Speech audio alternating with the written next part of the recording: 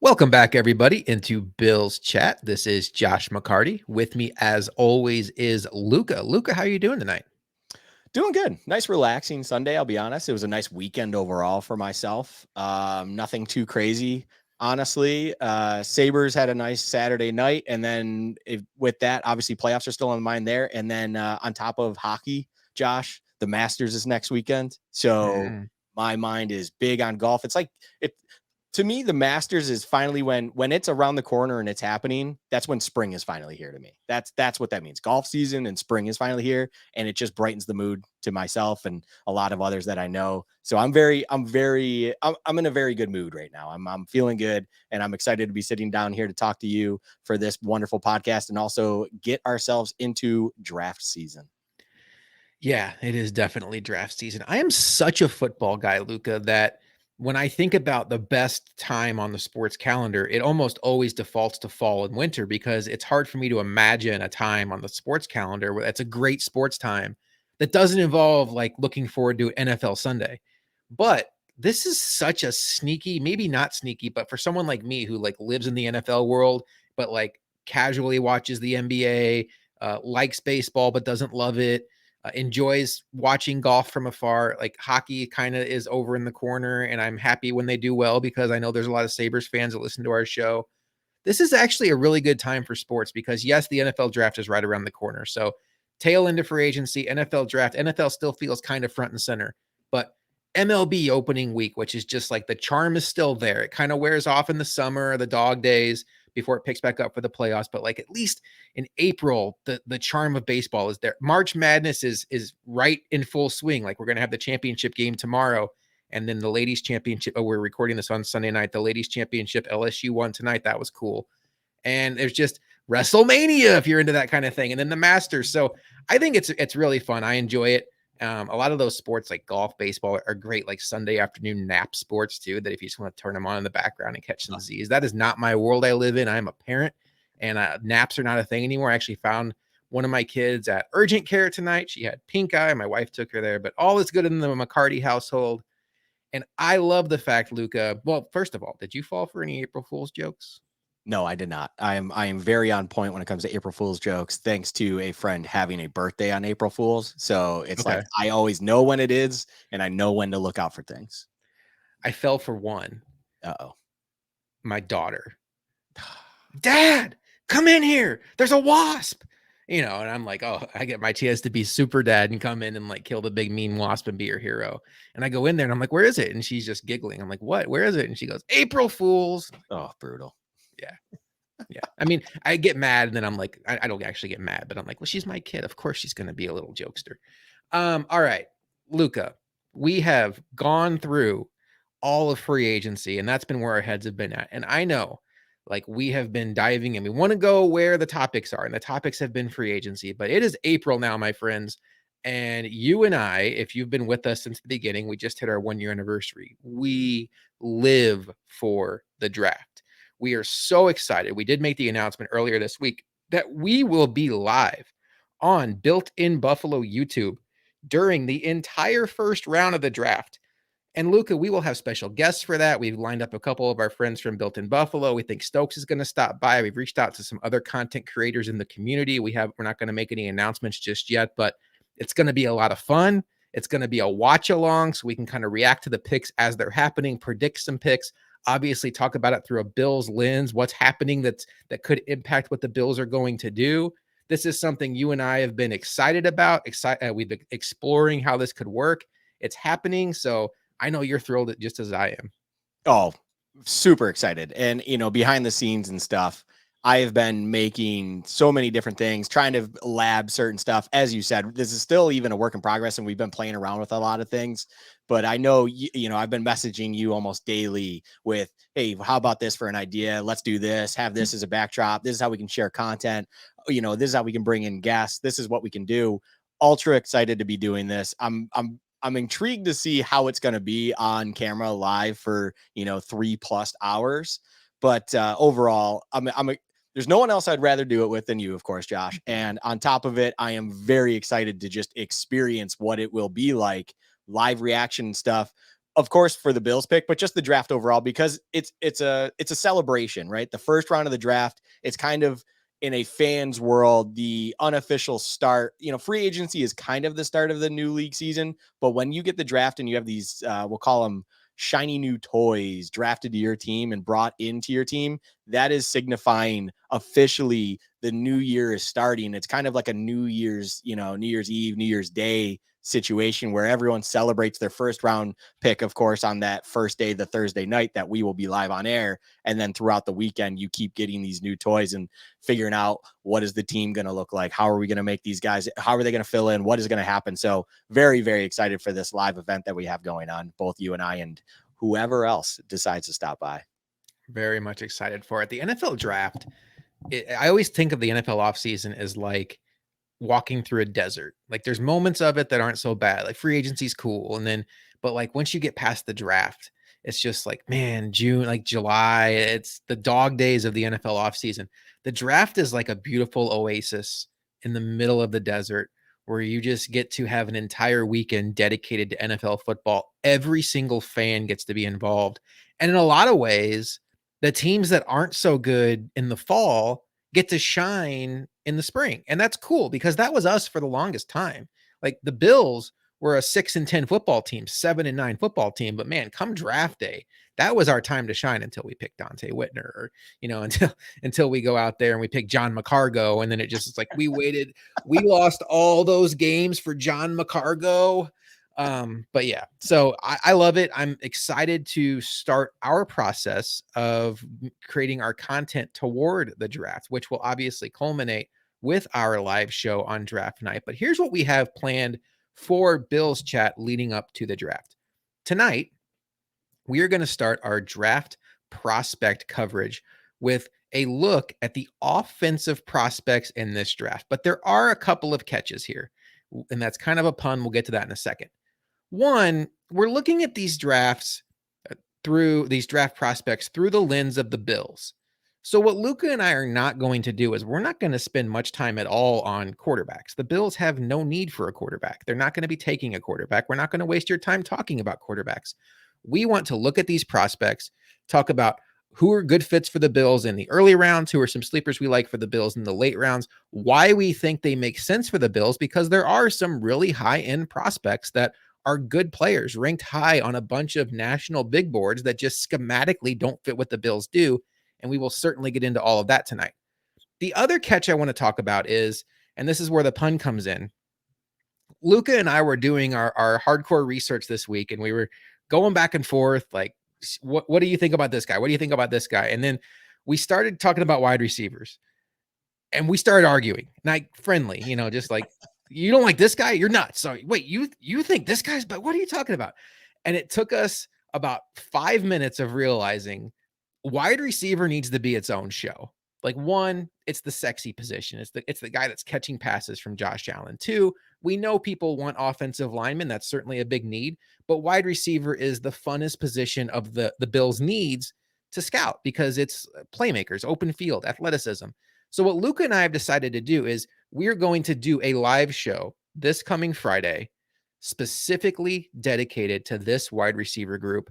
We're going to go over our wide receiver rankings. I can promise you we're going to argue.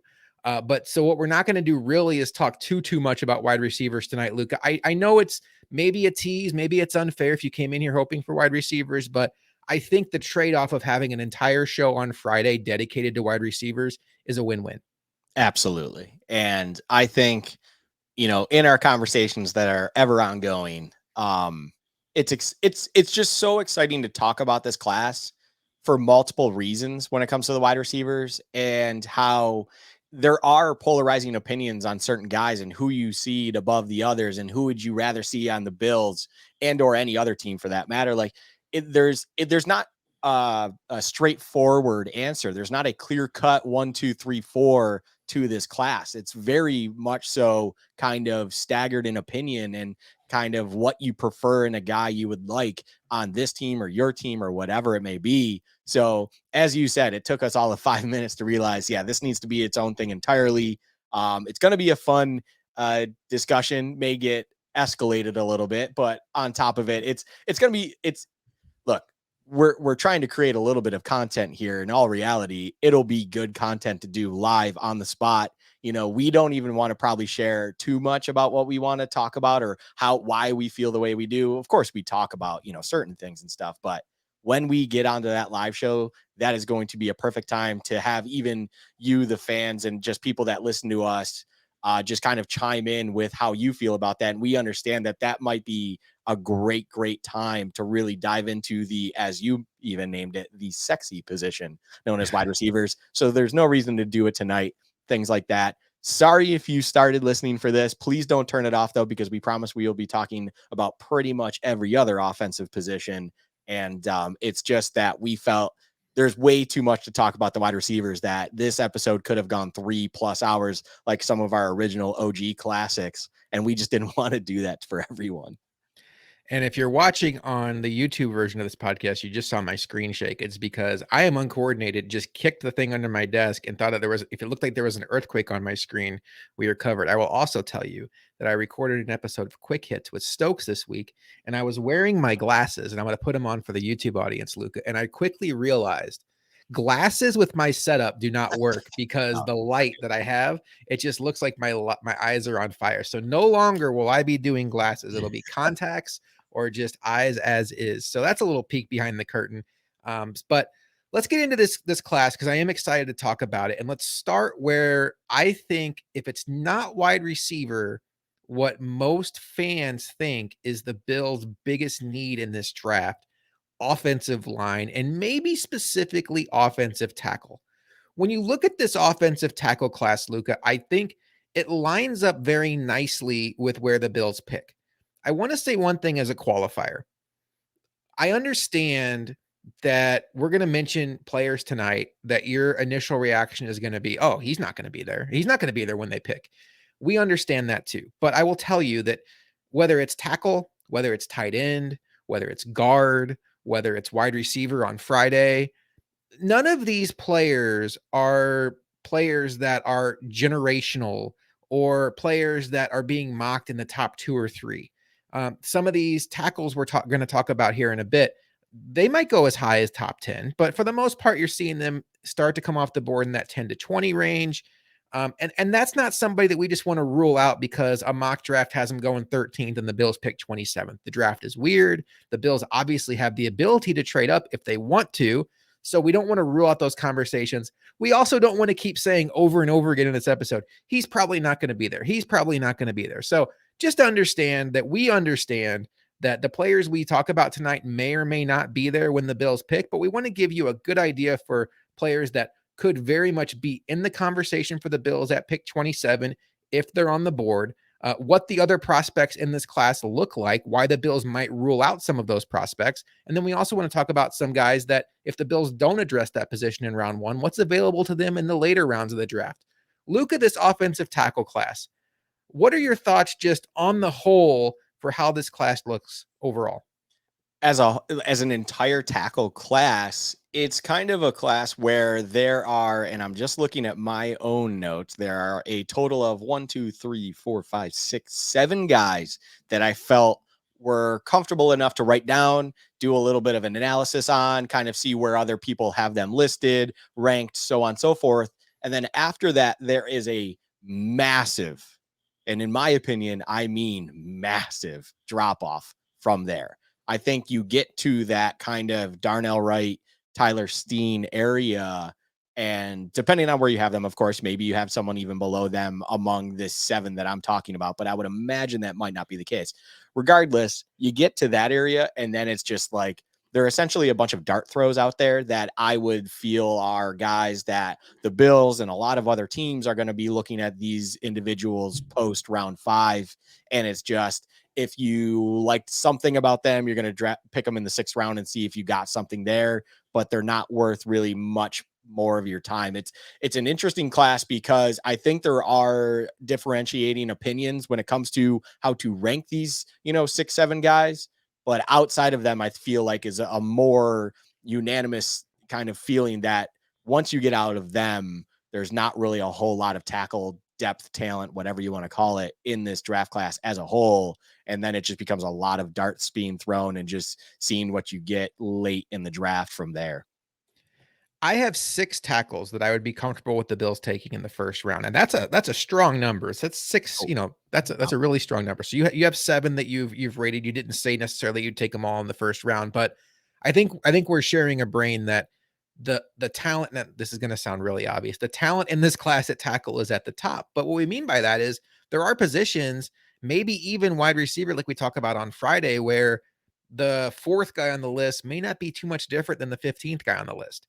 Whereas with tackle, I think once you get out of that top 6 or 7 that even Luka was talking about, now you're looking at maybe more of a project. You're looking at maybe like a Spencer Brown, Tommy Doyle, where you roll the dice on traits, but it's unrefined traits. And how much better off are you versus what you already have in house with Doyle and Brown? I want to start with somebody who I think is, if he's not the first, it seems like unanimously the first or second offensive lineman off the board in most mock drafts.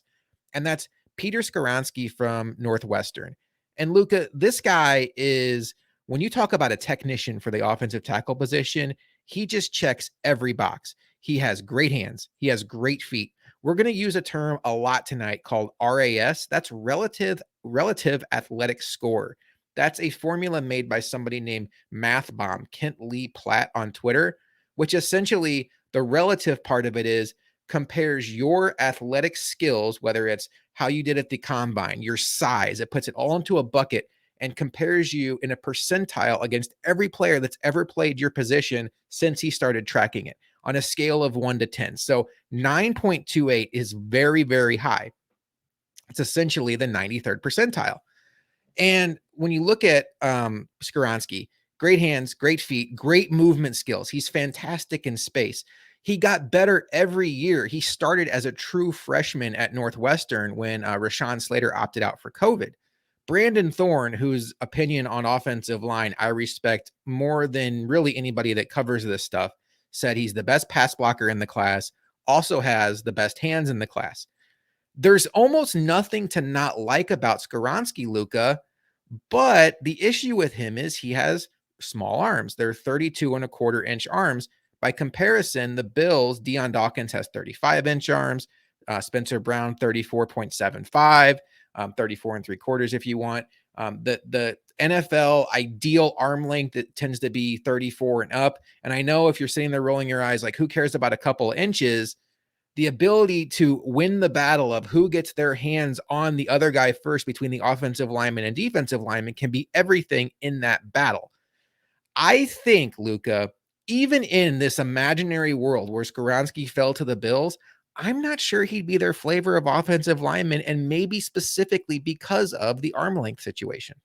I think everything you just said there, yes, is accurate. I think to me, he's probably your most NFL ready tackle in this draft. I think he is a guy that I would honestly be a little surprised if he did fall to the Bills at 27. I think there would be other teams that like everything or a lot about this, the prospect of him. I called him my self-proclaimed Bernard Raymond of the draft this year. If you are not familiar with our early episodes of last year, Bernard Raymond was an offensive lineman I fell in love with for a long time. Thought he was going to be a late round steal, and all of a sudden he flew up draft boards, and I was upset because everyone found my gem, and I was a little upset about it. But anyways, he was not ever that. He was always looked at, Skoronski, that is, as a top end tackle of this draft. And it's just though he's not the Bills, cup of tea because of the measurables being a question mark and things like that. And when it comes to the Bills, especially in the first round, you beat the drum of all the time where it's like they look for measurables. They look for freakish like talent when it comes to physical attributes. So attributes. I don't know why I said attributes. It's weird. We Anyway, got it. We know what you mean. yeah, same thing. Tomato, potato. So it's like he's a great player, and I'm sure he's going to be great for whoever he ends up with. And most likely he might not fall to 27. So we don't even need to spend too much time. But even if he was there, I think you and I are both on the same page, and I feel like others would also agree with this. He doesn't necessarily check all the boxes of a player that the Bills would take at 27 or in the first round in general. So for that, it's like you don't have to spend too much time on it, and it's not a detriment to him per se. It's just Unfortunately, he is not what you would consider an athletic freak. He's just really good in the technique. He understands how to play the position very, very well and understands how to use his body to the best that he can. It's just he doesn't measure out in a way that the Bills seem to, trend towards drafting in the first round. I think he has an excellent floor of if he doesn't work out at tackle, which I think he'll work out at tackle. I think he's going to be just fine. I think he could be the best guard in this class, probably is the best guard in this class. So at worst, you're getting somebody that could end up being your Zach Martin. I know there was talk when Zach Martin came into the Cowboys that he could be a tackle, and they just immediately put him at guard. And that's rich. Zach Martin's going to go to the Hall of Fame. But just understand, like, this is, I feel like, as much as you don't want to say anything definitive, I feel like this is about as bust proof as a pick as we're going to be talking about. Another guy that if it's not Skoranek, the first offensive lineman off the board, the other one you really see a lot of, Luka, is Paris Johnson from Ohio State. Now, this guy has a very interesting career trajectory in college. He was the number one offensive tackle prospect coming out of high school. Brandon Thorne again rated him as the best run blocker in space in this draft class. And we know how much the Bills love to get their linemen in space. He sustains blocks well. He finishes his blocks. He has elite athleticism. And that comes in handy for him because he only has 1 year of starting at Ohio State at tackle. He played guard prior to that. So there are still moments where you see him, you don't want to say mess up, but you see the room to grow as a pass blocker that still needs to be developed. But he has so much athleticism, Luka, that even when he gets beat initially, he has that recovery ability to still get there and wall off the defender. Very quick feet. He also has a super strong anchor. Like, once he gets set, he is not going to let you go by him. And while you talk about only 1 year of starting in college, and he's not necessarily the strongest guy when it comes to this, and the hands is what really concerns me about him. His hands can be late sometimes, and you see some body control issues with, and I think a lot of that is just technique. I think, Luka, NFL coaches are going to look at Paris Johnson, see the laundry list of pluses, see the fact he only played tackle for 1 year. They're going to look at his weaknesses in pass protection, and they're going to think we can absolutely coach that out of him. Yeah. I think that final point is definitely something that people are going to fall in love with. They people love to fall in love with lists and accolades and things that players have kind of in resume like backing to them, and there's a lot that comes with Paris Johnson. I think his athleticism is definitely there. And I think as a run blocker, he's absolutely someone that I think could step in and be very good at day one in an NFL, pretty much with anything going on there.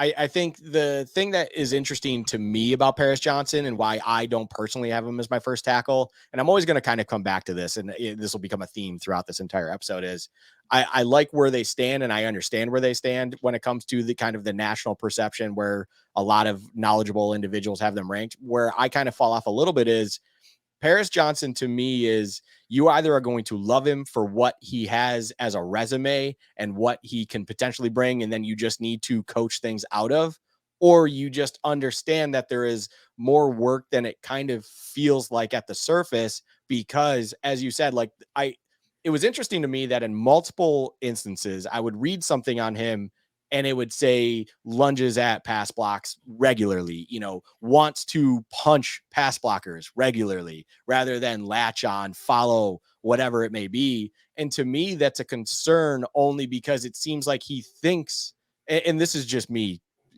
taking a shot here, but when I read stuff like that and you're a really good run blocker because obviously you do those things very well, but all of a sudden you keep stabbing at people, missing, making mistakes left and right. I always believe it's easier to coach run blocking than pass blocking. And because pass blocking, you have to go more off of, split second instinct and things like that. Like you're kind of backpedaling literally, and you need to kind of just go off of your knowledge and what you're comfortable with. And he just seems to naturally be comfortable with taking a swing at another player to try to physically dominate them in whatever way he thinks is suitable. And it just doesn't work.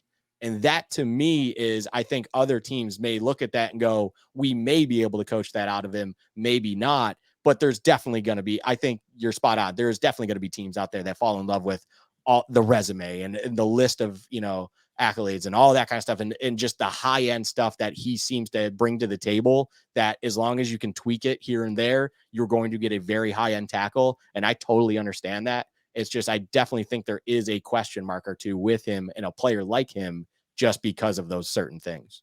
Yeah, I mean, and the late hands and the recovery speed to make up for it, that works at Ohio State when maybe you're going against somebody in Wisconsin that has, a geometry major and he's gonna be a math teacher in 5 years. But when you're going against a Bosa brother or TJ Watt or Von Miller, like, good luck. Like, if you don't get your hands up in time, your quarterback's gonna really pay for it. So I totally understand the concerns. You mentioned neither one of those guys is your tackle one, so I'm curious, Luca, who is your tackle one and why? So my tackle one is DeJuan Jones. Hmm, And for everything we kind of said about Skoronski, is, I might have said that wrong. I'm trying to think. I think Anyways, you got it right. You're good. okay, cool. Is I love free. I'm with the Bills when it comes to freak athletes, and I love freakish, attributes. I love everything about that. And when you look at a tackle that is 6'8", 375 pounds, and has a over 7 foot long wingspan, and has the ability, actually, let me give you a stat of his too.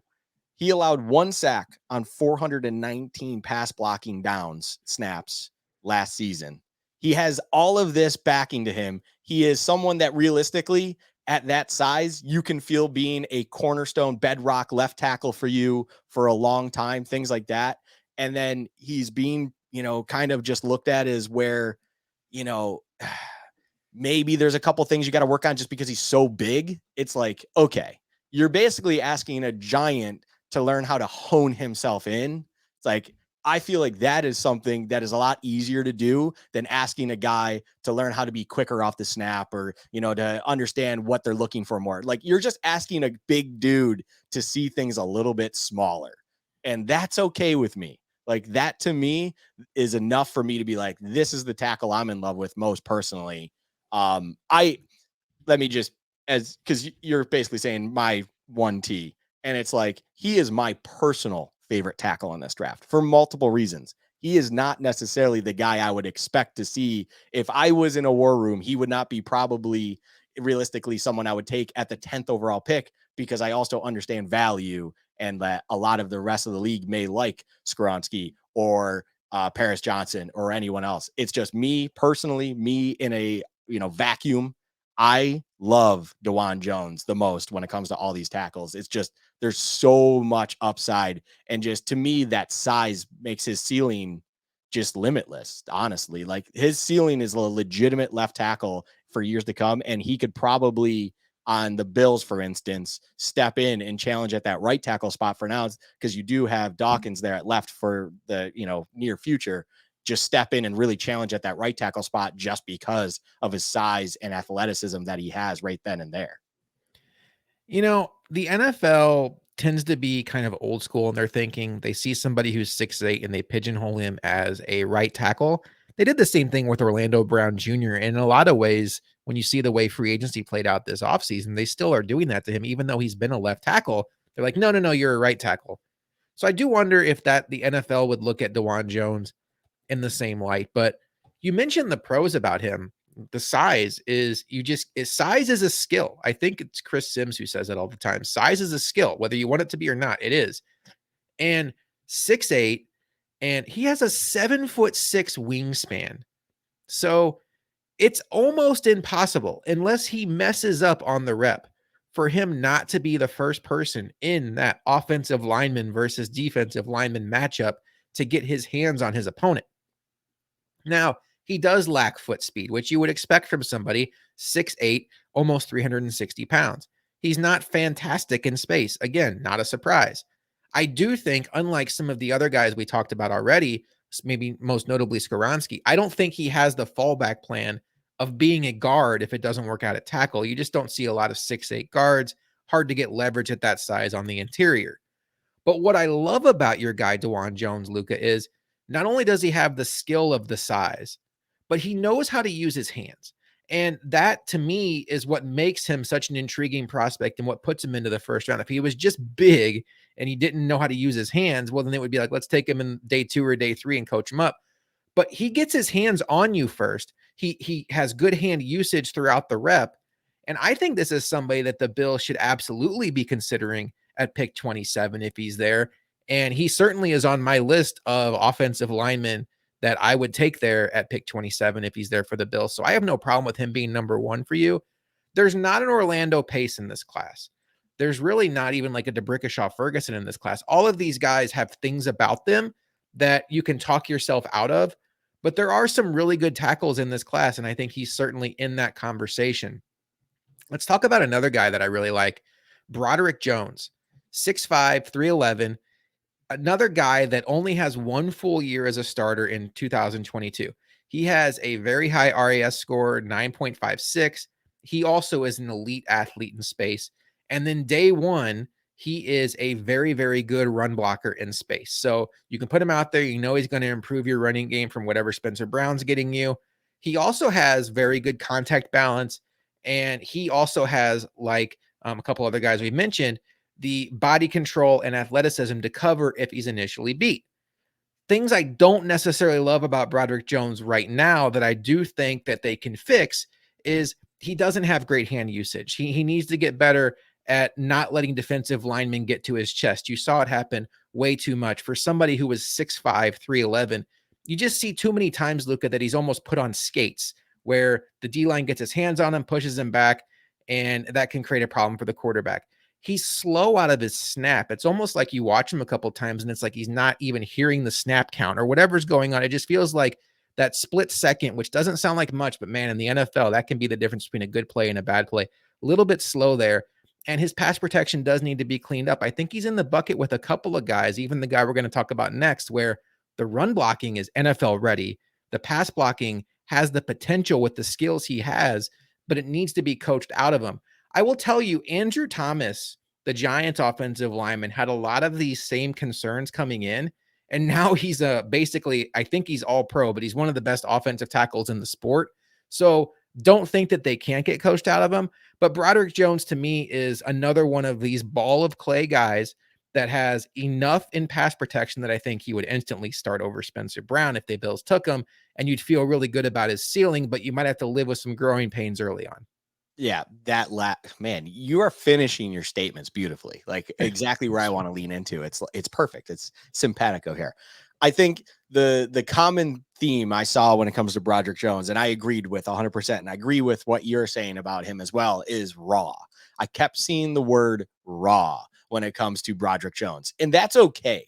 That's just, it's a kid who still needs to kind of understand the intricacies of his position. He needs to kind of tune a lot of different things, get a little bit quicker with his just mental fortitude of just understanding the snap, how to get the jump off the snap, things like that, kind of what he needs to do to elevate his pass blocking game.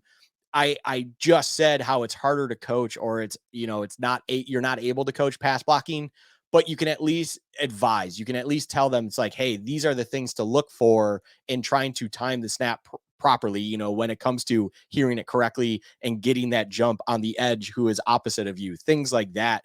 And those are things that can be brought to his attention, which then he has the physical attributes and the athleticism to kind of make that all work together. And like you said, Andrew Thomas, situation, it's like there were those kind of similar things with him. I don't think, Broderick Jones is at that level when it comes to who Andrew Thomas is, but in that same regard, a little bit, it's like there might be concerns now, but in the right environment with the right person around him and things like that, he could be a legitimate guy in no time as long as things work out. The ceiling is definitely there. And yeah, I'm with you 100%. If he were to be the guy that the Bills took, I would be very, very okay with it. I have him in my tier one kind of category. I think there's a lot of upside when it comes to a Broderick Jones that I like a lot with what I see. There are the things and concerns that are there. A lot of these guys have concerns and question marks to me. So it's, you kind of have to just live with what you get. And yeah, to wrap it up real quick,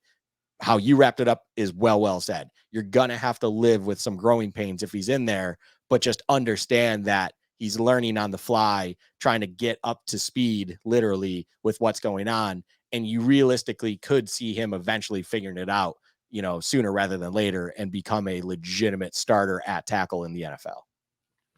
Another guy who is of the same ilk as a Broderick Jones is Darnell Wright from Tennessee. Tennessee is a hard offense to get a grasp on. They almost play a Big 12 style where I know like it's harder to hide an offensive lineman, and maybe we'll get into a receiver they have that was maybe more schemed open. We can talk about that Friday, but Tennessee in general is just a hard offense to get a grasp on when trying to project it to the NFL. But Darnell Wright has a lot of the same strengths as Broderick Jones. Not, no pun intended, but he's great as a run blocker. Brandon Thorne said he's the best power run blocker in the entire class. He also absorbs force very well. Great contact balance, elite anchor. So he gets back. You're not going to get past him once he can get his feet in the ground. He overwhelmed edge rushers in college. Another thing I love about him is he played his best against the top competition: Alabama, Georgia, LSU. Now, he has a 9.47 RAS score. I will tell you that I feel like that's a little inflated. I don't necessarily think that he plays to that speed. In fact, when you watch him, when you read up on him, he does have slow foot speed, which concerns me because that's not necessarily something you can coach up. You either have fast foot speed or you don't. I think he got lazy with his mechanics or just has poor mechanics. He was able to get by overpowering folks in college, and you just can't do that in the NFL. He's very late with his hands, not consistent in pass blocking. And why I'm not as optimistic, I love Darnell Wright. I would take him at pick 27. While I'm not, I just put him a little bit below Broderick Jones, Paris Johnson, maybe Dewan Jones. I think for me, I know you love Dewan Jones. For me, he's right there with Dewan Jones, where it's kind of like Baskin Robbins, choose your flavor. I'm not as confident in him only because I don't necessarily think that he has the ability to kick over to the left side. I know it's 2023 and both tackles need to pass protect. And maybe that's an old school thought process. I just don't see Darnell Wright as being a left tackle in this league. I think he's more of like an older school right tackle. Great power runner. There's there's more to clean up in the passing game where it concerns me that I don't I don't dream about the ceiling with him. I am concerned about the floor and the growing pains.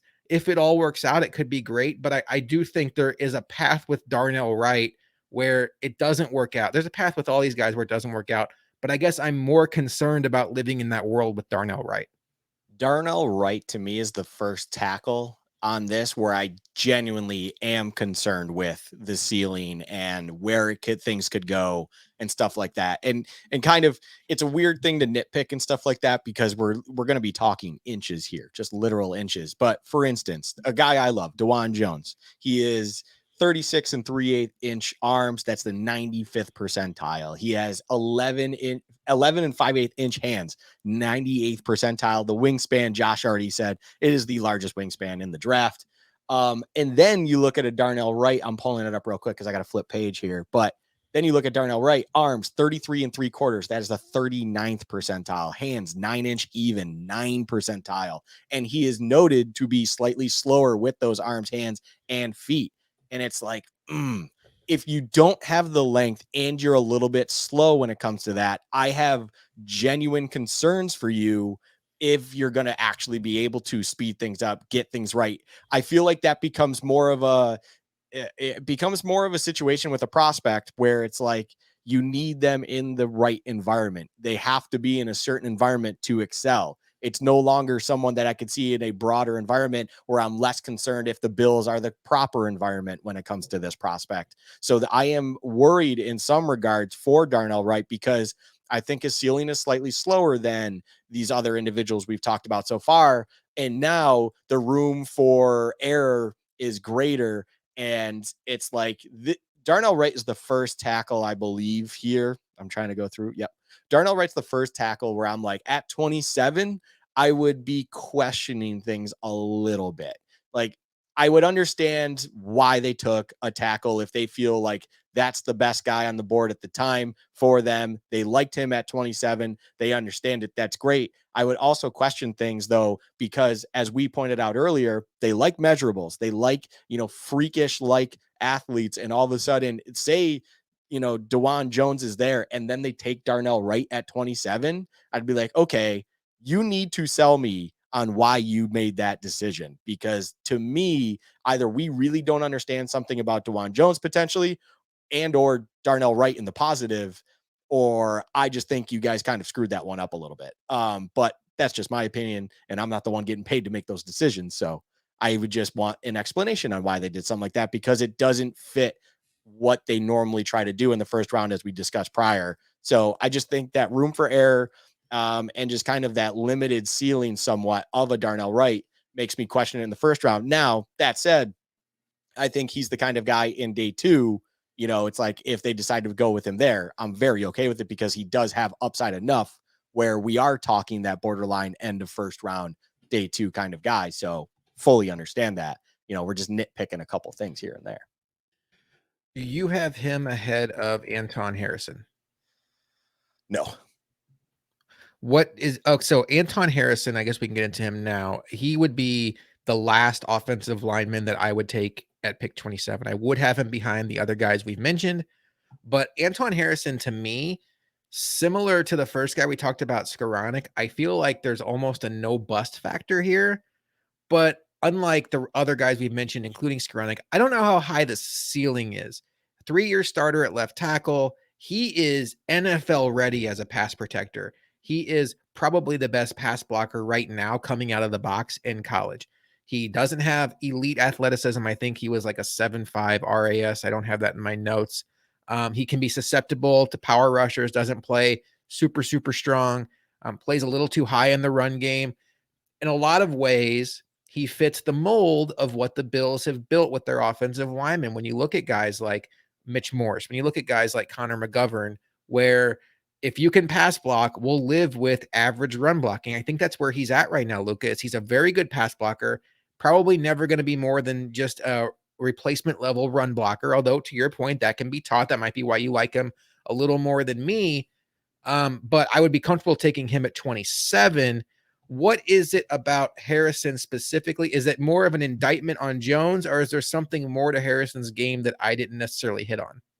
Not, Um, yeah, I'm sorry. Go ahead. More of yeah, an indictment on Wright, not Jones. yeah. I was gonna. No worries. I was gonna just smooth right by that. Yeah, I think it's more of an indictment on Wright. I think there's just more question marks to me on Wright than Harrison, and I say that because I'm just going into this with a heavy pass blocking mindset, and it's like if I look at a guy and I feel like on day one injuries happen, say Spencer Brown is just not going to be able to play, and they're like, all right, Anton, you have to be our right tackle right here and now. I'm going to be hella more comfortable with him stepping in at right tackle as a pass blocker than I would a Darnell Wright. I think there's going to be a lot more issues with a Darnell Wright where I'm going to be very, very concerned for that right side, whereas I would be interested in what's going to happen when it comes to Harrison at right tackle. And I think he would have a better chance at kind of getting up to speed on the fly in the National Football League at a quicker pace and just be ready to go. Because as you said, I mean, it seems like it's pretty widely regarded that he is one of, if not the best pass blocker in this draft at tackle position. I've seen stuff where they say Skoronski might be a little bit better than him, but regardless, you're really, being really tight with that kind of margin. And I think just because of that, that's what edges him there. And that's to me. So for instance, in my tiers, he is the bottom of tier two, and tier two is only two guys. I'm not going to get into the other one because that's going to just stir a whole pot. But the bottom of tier two is Harrison, and he is where I'm like, okay, I am okay with him at 27, depending on how the draft board worked out and things like that. It's like, I can live with that pick. You don't need to sell me on that. Darnell Wright is the top of my tier three, because now, if for some reason at 27 you took him, you need to sell me on this. I need to hear why you made that decision. So overall, it's splitting hairs a little bit, but realistically, I don't see how this changes between here and then. I just think Harrison, as a pass blocker, as a guy that the Bills seem to look for when it comes to the offensive line, just makes more sense to me. And I think there's just way more question marks when it comes to Darnell Wright than there are Harrison. So And I think the premise of this conversation is somebody to compete with and potentially, if you're taking them at 27, beat out Spencer Brown. But Deion Dawkins did not have a great year by his standards last year. I think he's still a good offensive tackle. I would hesitate to even say very. I think he's a good enough offensive tackle.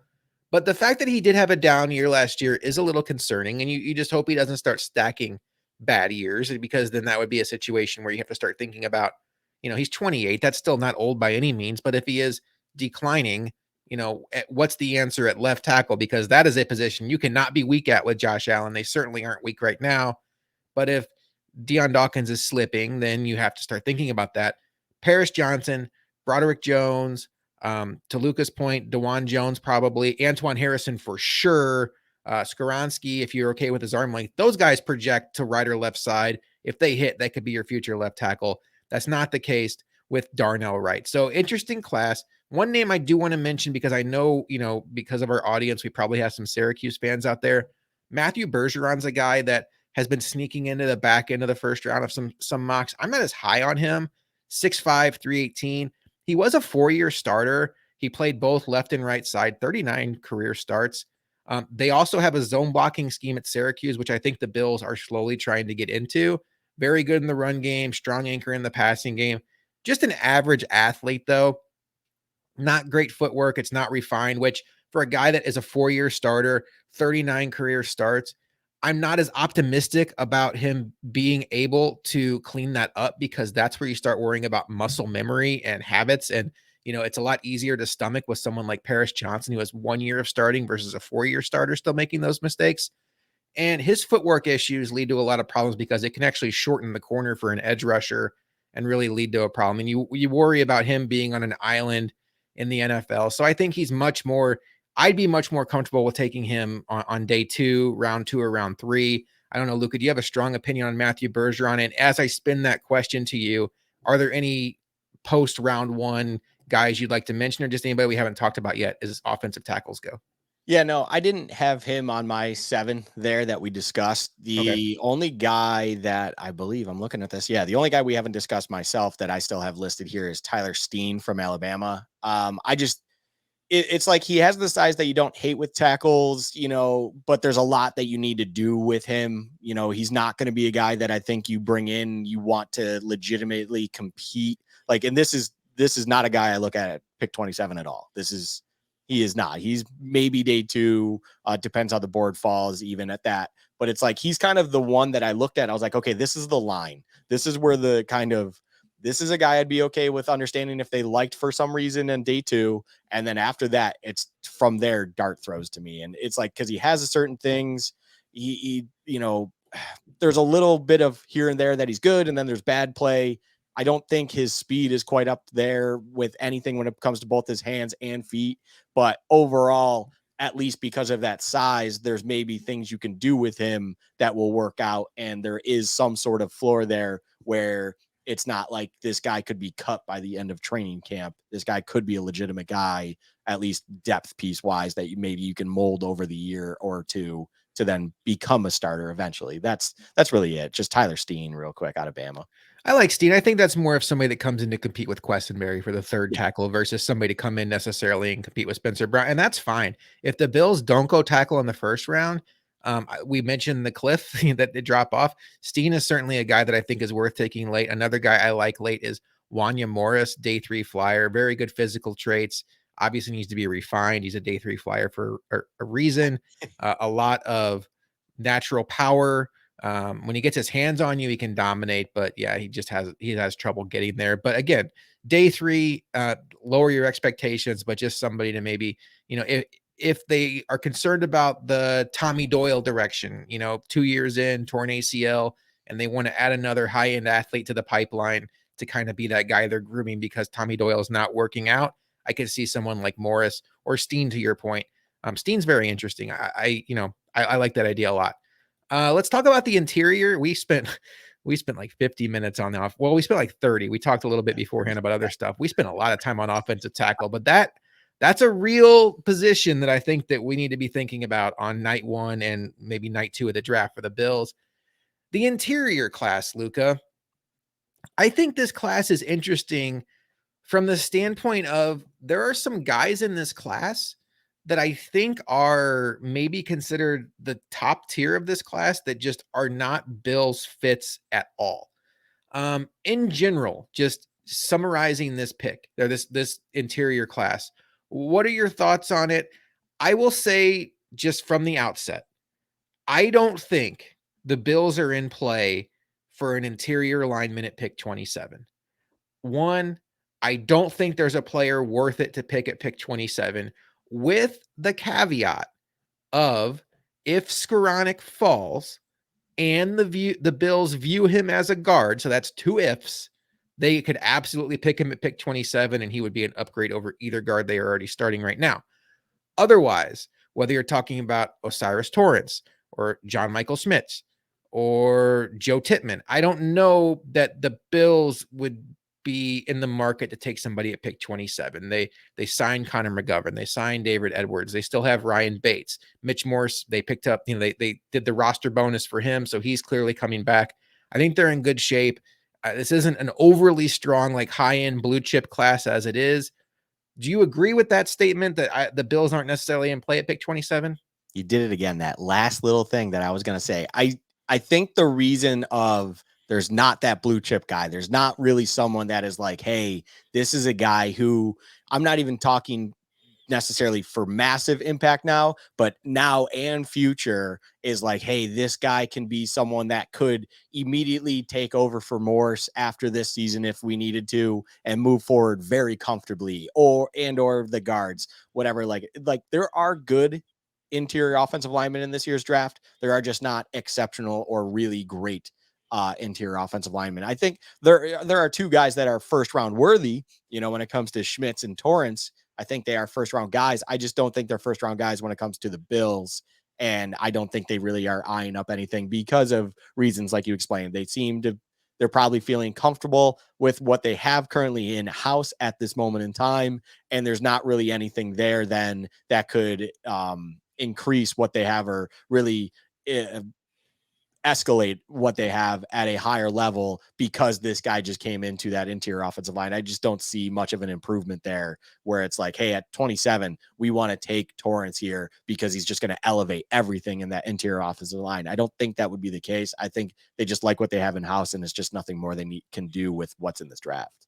We probably should talk about Torrance for a second, because I think if you're just somebody that kind of casually follows the draft, and that is totally cool, we are not judging. We are hopefully here to kind of bridge that gap.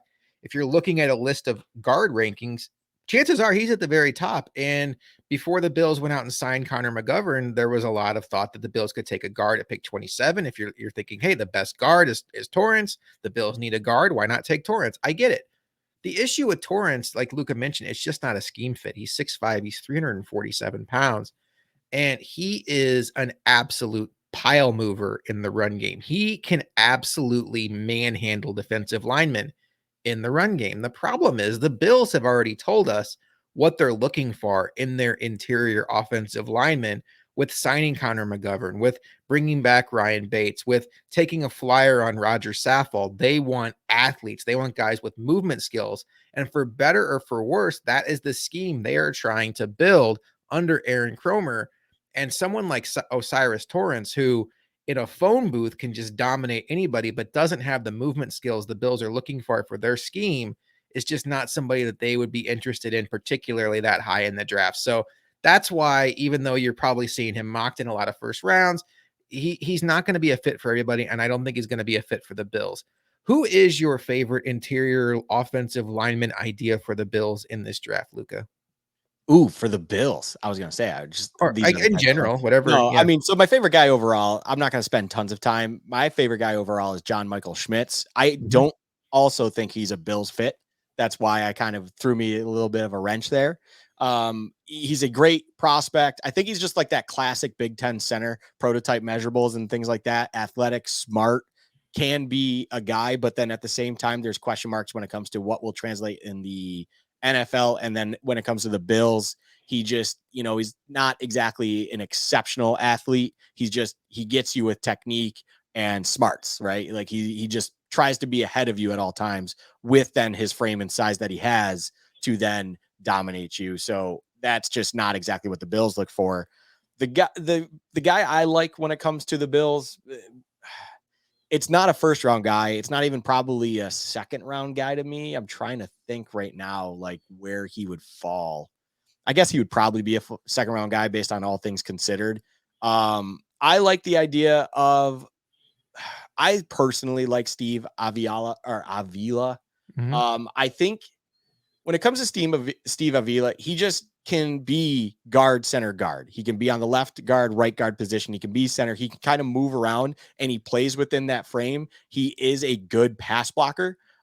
His The problem I have with saying him is it's not like he's an exceptional athlete, and we just talked about like we like that. But I think when it comes to the interior offensive line, his ability to pick up stunts and things like that and be able to pick up pass blocking on the fly at an exceptional level is something that they would like. They would like someone that is able to, in a quick shift movement or just understanding in pass pro, what they need to do off the snap in order to make sure there's a clean pocket there where a stunt might be able to get your slower guard or anything like that. That's enough for something that they would like. And then the versatility of being able to be at left guard, right guard, or even fill in at center.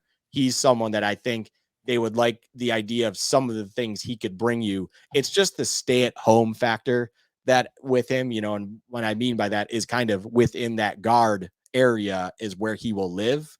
That might be the thing that deters the Bills. But at the same time, we're talking about a day two guy. We're not talking about a day one guy. So there's enough of him that I think the Bills would like if he were to be there at, I want to say it's 48, correct? Pick 48 in the second round.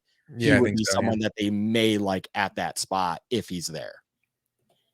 My favorite guy in this draft is Joe Tittman, 6'6", 313.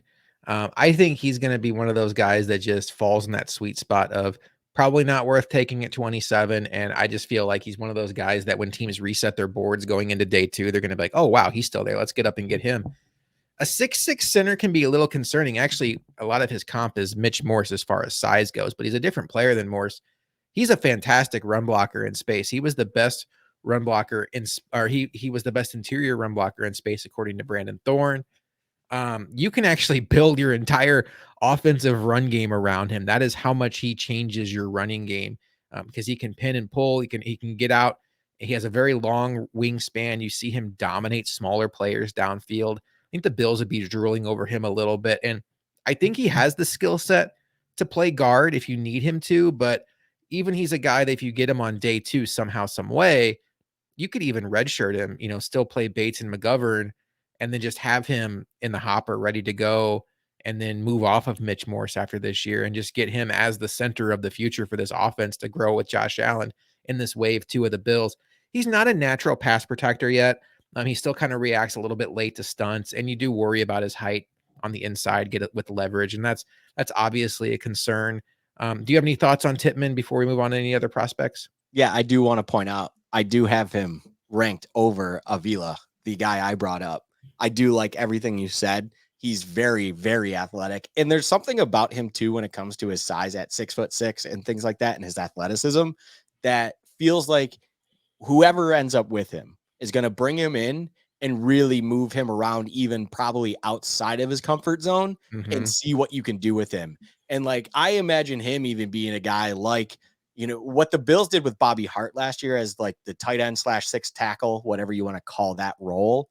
He seems like a guy that would be a lot of fun to do that because you want to get him moving around. You want him to and mauling people in space, doing whatever you need to do if he's comfortable or if he's able to do something like that because of his athleticism and size and everything like that. There's a fascinating aspect to Tittman that is like, I agree with you 1000%. When it comes to the start of the second round and everyone kind of refreshes their board and figures out what's going on, he could be easily a guy that, 2, 3, 4 teams are looking at and going, oh crap, he's still there. Let's trade inside the top 10, try to secure this guy if it costs us a fifth round pick to do so.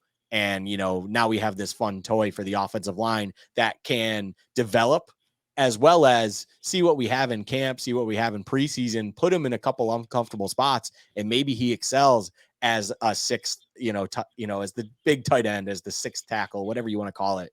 Or, maybe you do put him in there for certain packages into your offensive line and he just starts, you pull him and just move him into space and do whatever you can do. Like, he's a fascinating prospect for sure. Yeah, that's a great point about being the 6th offensive lineman. I could see the Bills certainly, especially if they take somebody higher, getting them on the field that way.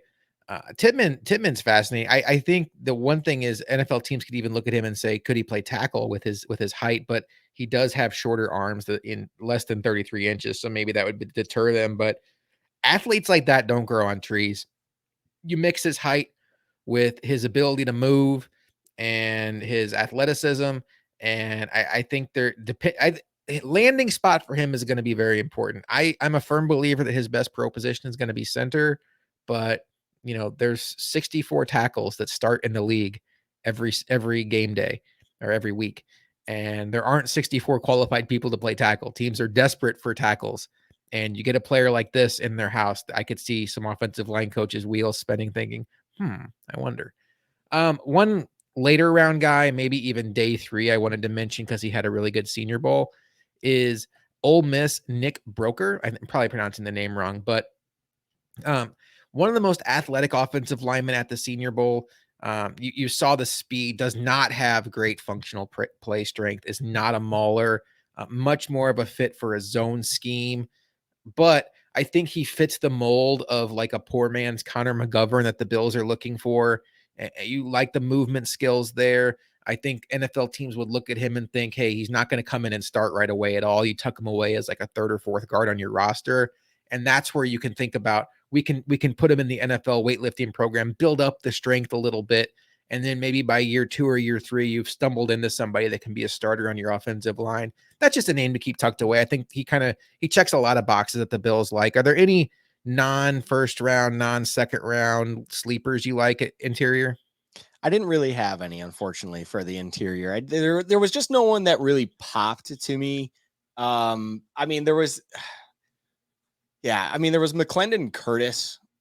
It was like, okay, he's 6'6", over 320 pounds. I was looking it up real quick. Yeah, he had 35-inch arms. Like there were measurables to him that I was like, okay, Yeah. like maybe there's something there. And then it was like, there's a reason he's low on the board, and I'm still trying to figure it out, to be honest. Like there's good things, measurables. There's certain like pass blocking ratings that are pretty good on him and stuff. But then overall, he's fallen way down the board, and I haven't figured it out yet. There's just probably a lot of like he played at I'm trying to think. I know it's a random school, Chattanooga. I was trying to remember. It was Yeah. not a big school. That's of course, and I think his footwork was a massive concern and stuff and things like that. So when it talk about interior offensive line, I feel like footwork is equally as important as tackle. Things like it's always important, right? So he has measurables though, things like that. He is like we're talking 6th round. Like I would Mhm. imagine he's falling, but I would think that the Bills might see a guy like him, as I said, 6'6". What I read here is 324. He has 35-inch arms. Like there are measurables and Yeah. stuff that it's like in the 6th round, it's like see what you got. Like it doesn't hurt to take someone with that size, as you said, size is a skill, and just see what you have once you bring him in. Worst case, you have to cut your 6th round pick. It is Yeah. what it is. Worst case scenario, you get the next version of Luke Tenuta.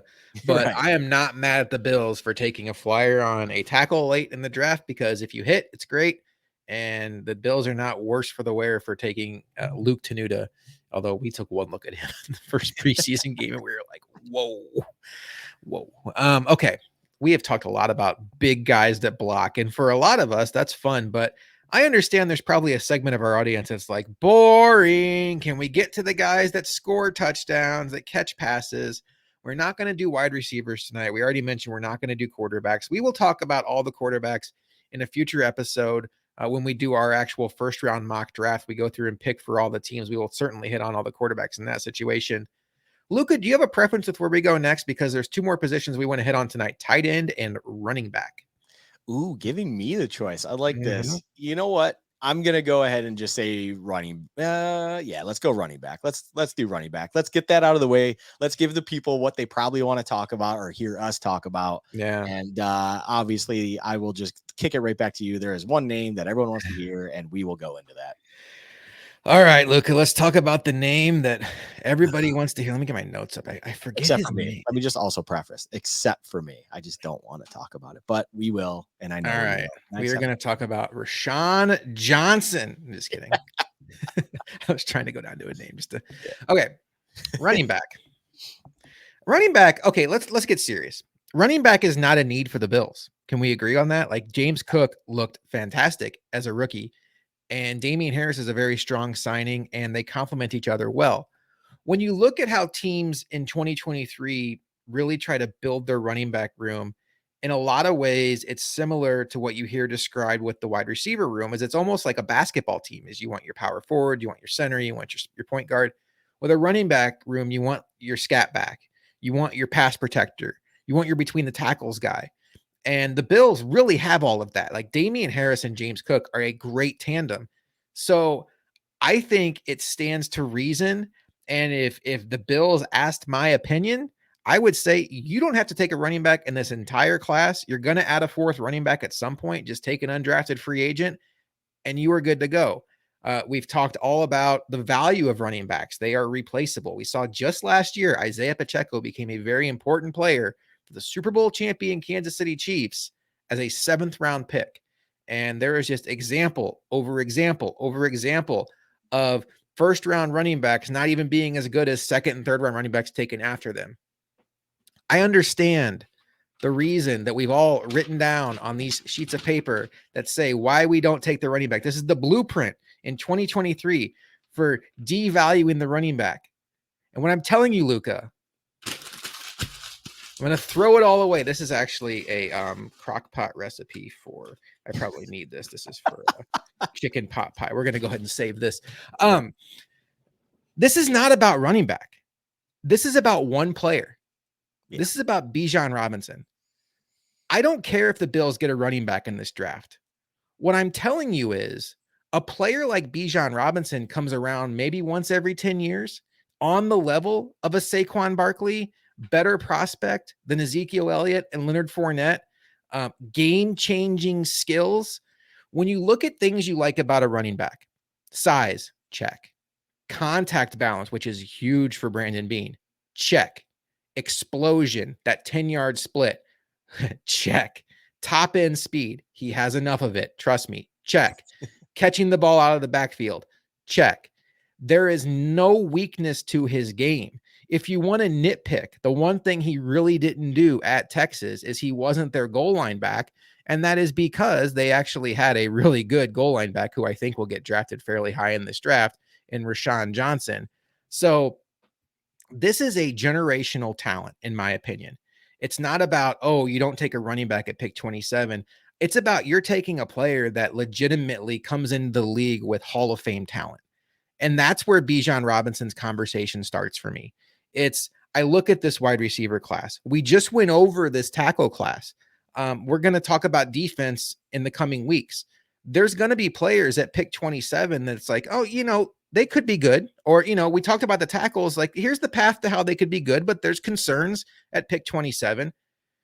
If by some fluke, Bijan Robinson is there at pick 27 for the Bills, I absolutely think they should consider taking him because he's an instant game changer to your offense. It adds explosion to your offense. He adds something to this team that they haven't had. And I understand I just went over James Cook, Damian Harris, Nyheim Hines. I like those guys. None of those guys can hold a candle to what Bijan Robinson can do. And I'm a big James Cook guy. You guys know I was all over Twitter on Damian Harris. This is a different conversation. This is a different level. This is a different ball game. You put this kid on the Bills and you just wish defensive coordinators the best of luck. I'm telling you all, this is not Breece Hall. This is not Travis Etienne. This is not Najee Harris. This is not, oh, this is a really good running back, but next year, if we don't get this guy, there'll probably be another guy like this. No, you might wait 10 years before you see a guy like this. So let's not just throw the conversation away because he's a running back. Let's at least talk about the fact that this might be, positional value aside, the best player in the draft, and you could get him at pick 27. And I think that a real conversation needs to happen, Luka, of if he's there for the Bills at pick 27, understanding they have needs at offensive tackle, wide receiver, linebacker, if you want to go that route, defensive tackle, there may not be a better pick than Bijan Robinson. And I know your first thought is he's not going to be there. And I get that. But if he's there, he's a running back. Running backs fall. What are you thinking at that point when the Bills are on the clock? I hate you for not letting me have the moment in what I had already scripted up in my head for this moment to be able to start with that. Because You have just put me in the spot where I have to answer this Mhm. like it is at pick 27, because you're absolutely right. Just first and foremost, it will not happen. I would be willing to bet anyone, and I mean anyone. Find me on Twitter at Luka M_6, at Bills Chat Pod, at Sabres Chat Pod. DM me, do whatever you want. You want to place a wager on this? I will happily do it. But Kinda odds you regardless, giving.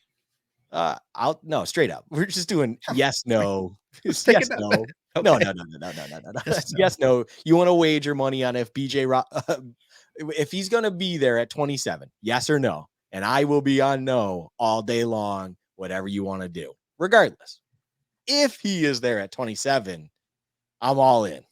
Yes. Absolutely. Yes. Welcome to the Yeah. train. I've been on the train. I want to now take the opportunity to be like, there has never been a moment that I haven't been in that reality.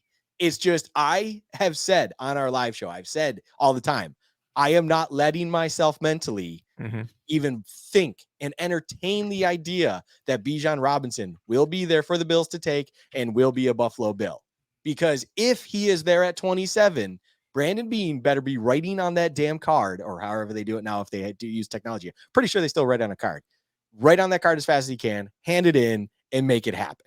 That is undoubtedly the best pick they could possibly make at 27 if it's real.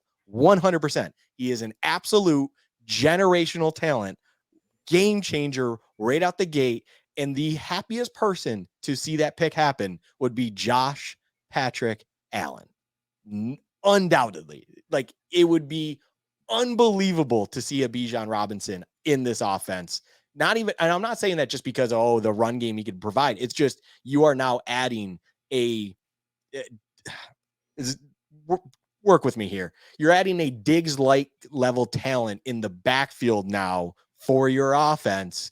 And it's like, holy crap, how do you manage this now if you're a defense? It just opens up an incredible world for this offense. And he is everything and some if you can get him at 27. Now, let me go into what I wanted to say, Josh.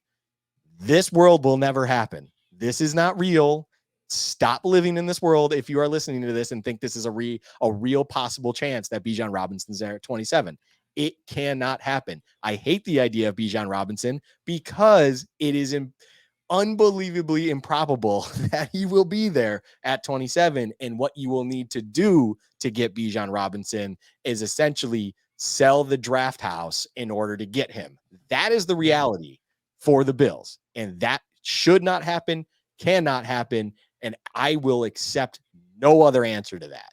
I think it's ridiculous to think if you are out there saying that the Bills should trade up to the top 15 or whatever is needed to get Bijan Robinson, you are out of your depth. You need to get that out of your head. That is just an injustice to this team and organization if Bean were to do something like that. You are selling the house for Bijan Robinson, and that is reckless. You cannot do that. There is just other things that need to happen. Now, let me reel it back in real quick just to wrap this up. If he is there at 27, yes, Josh, love the idea. I think Bijan Robinson is phenomenal. He is a generational talent.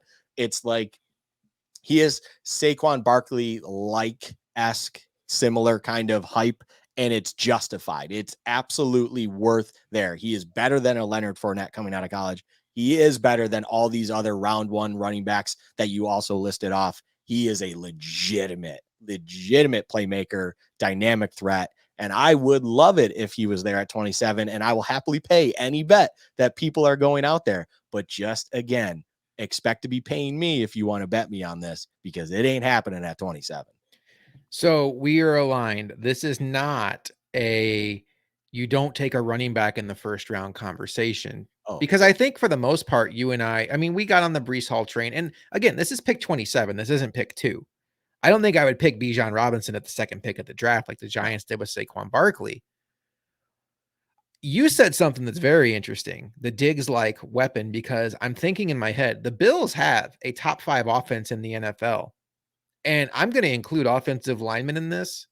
You draft Bijan Robinson, day 1, he is your third best player on offense. And Yes. the first 2 are all pros. Mm-hmm. I don't even know how close number 4 is. Like that's the truth. I mean, you want to talk about Dawkins, you want to talk about Knox, you want to talk about Gabe Davis.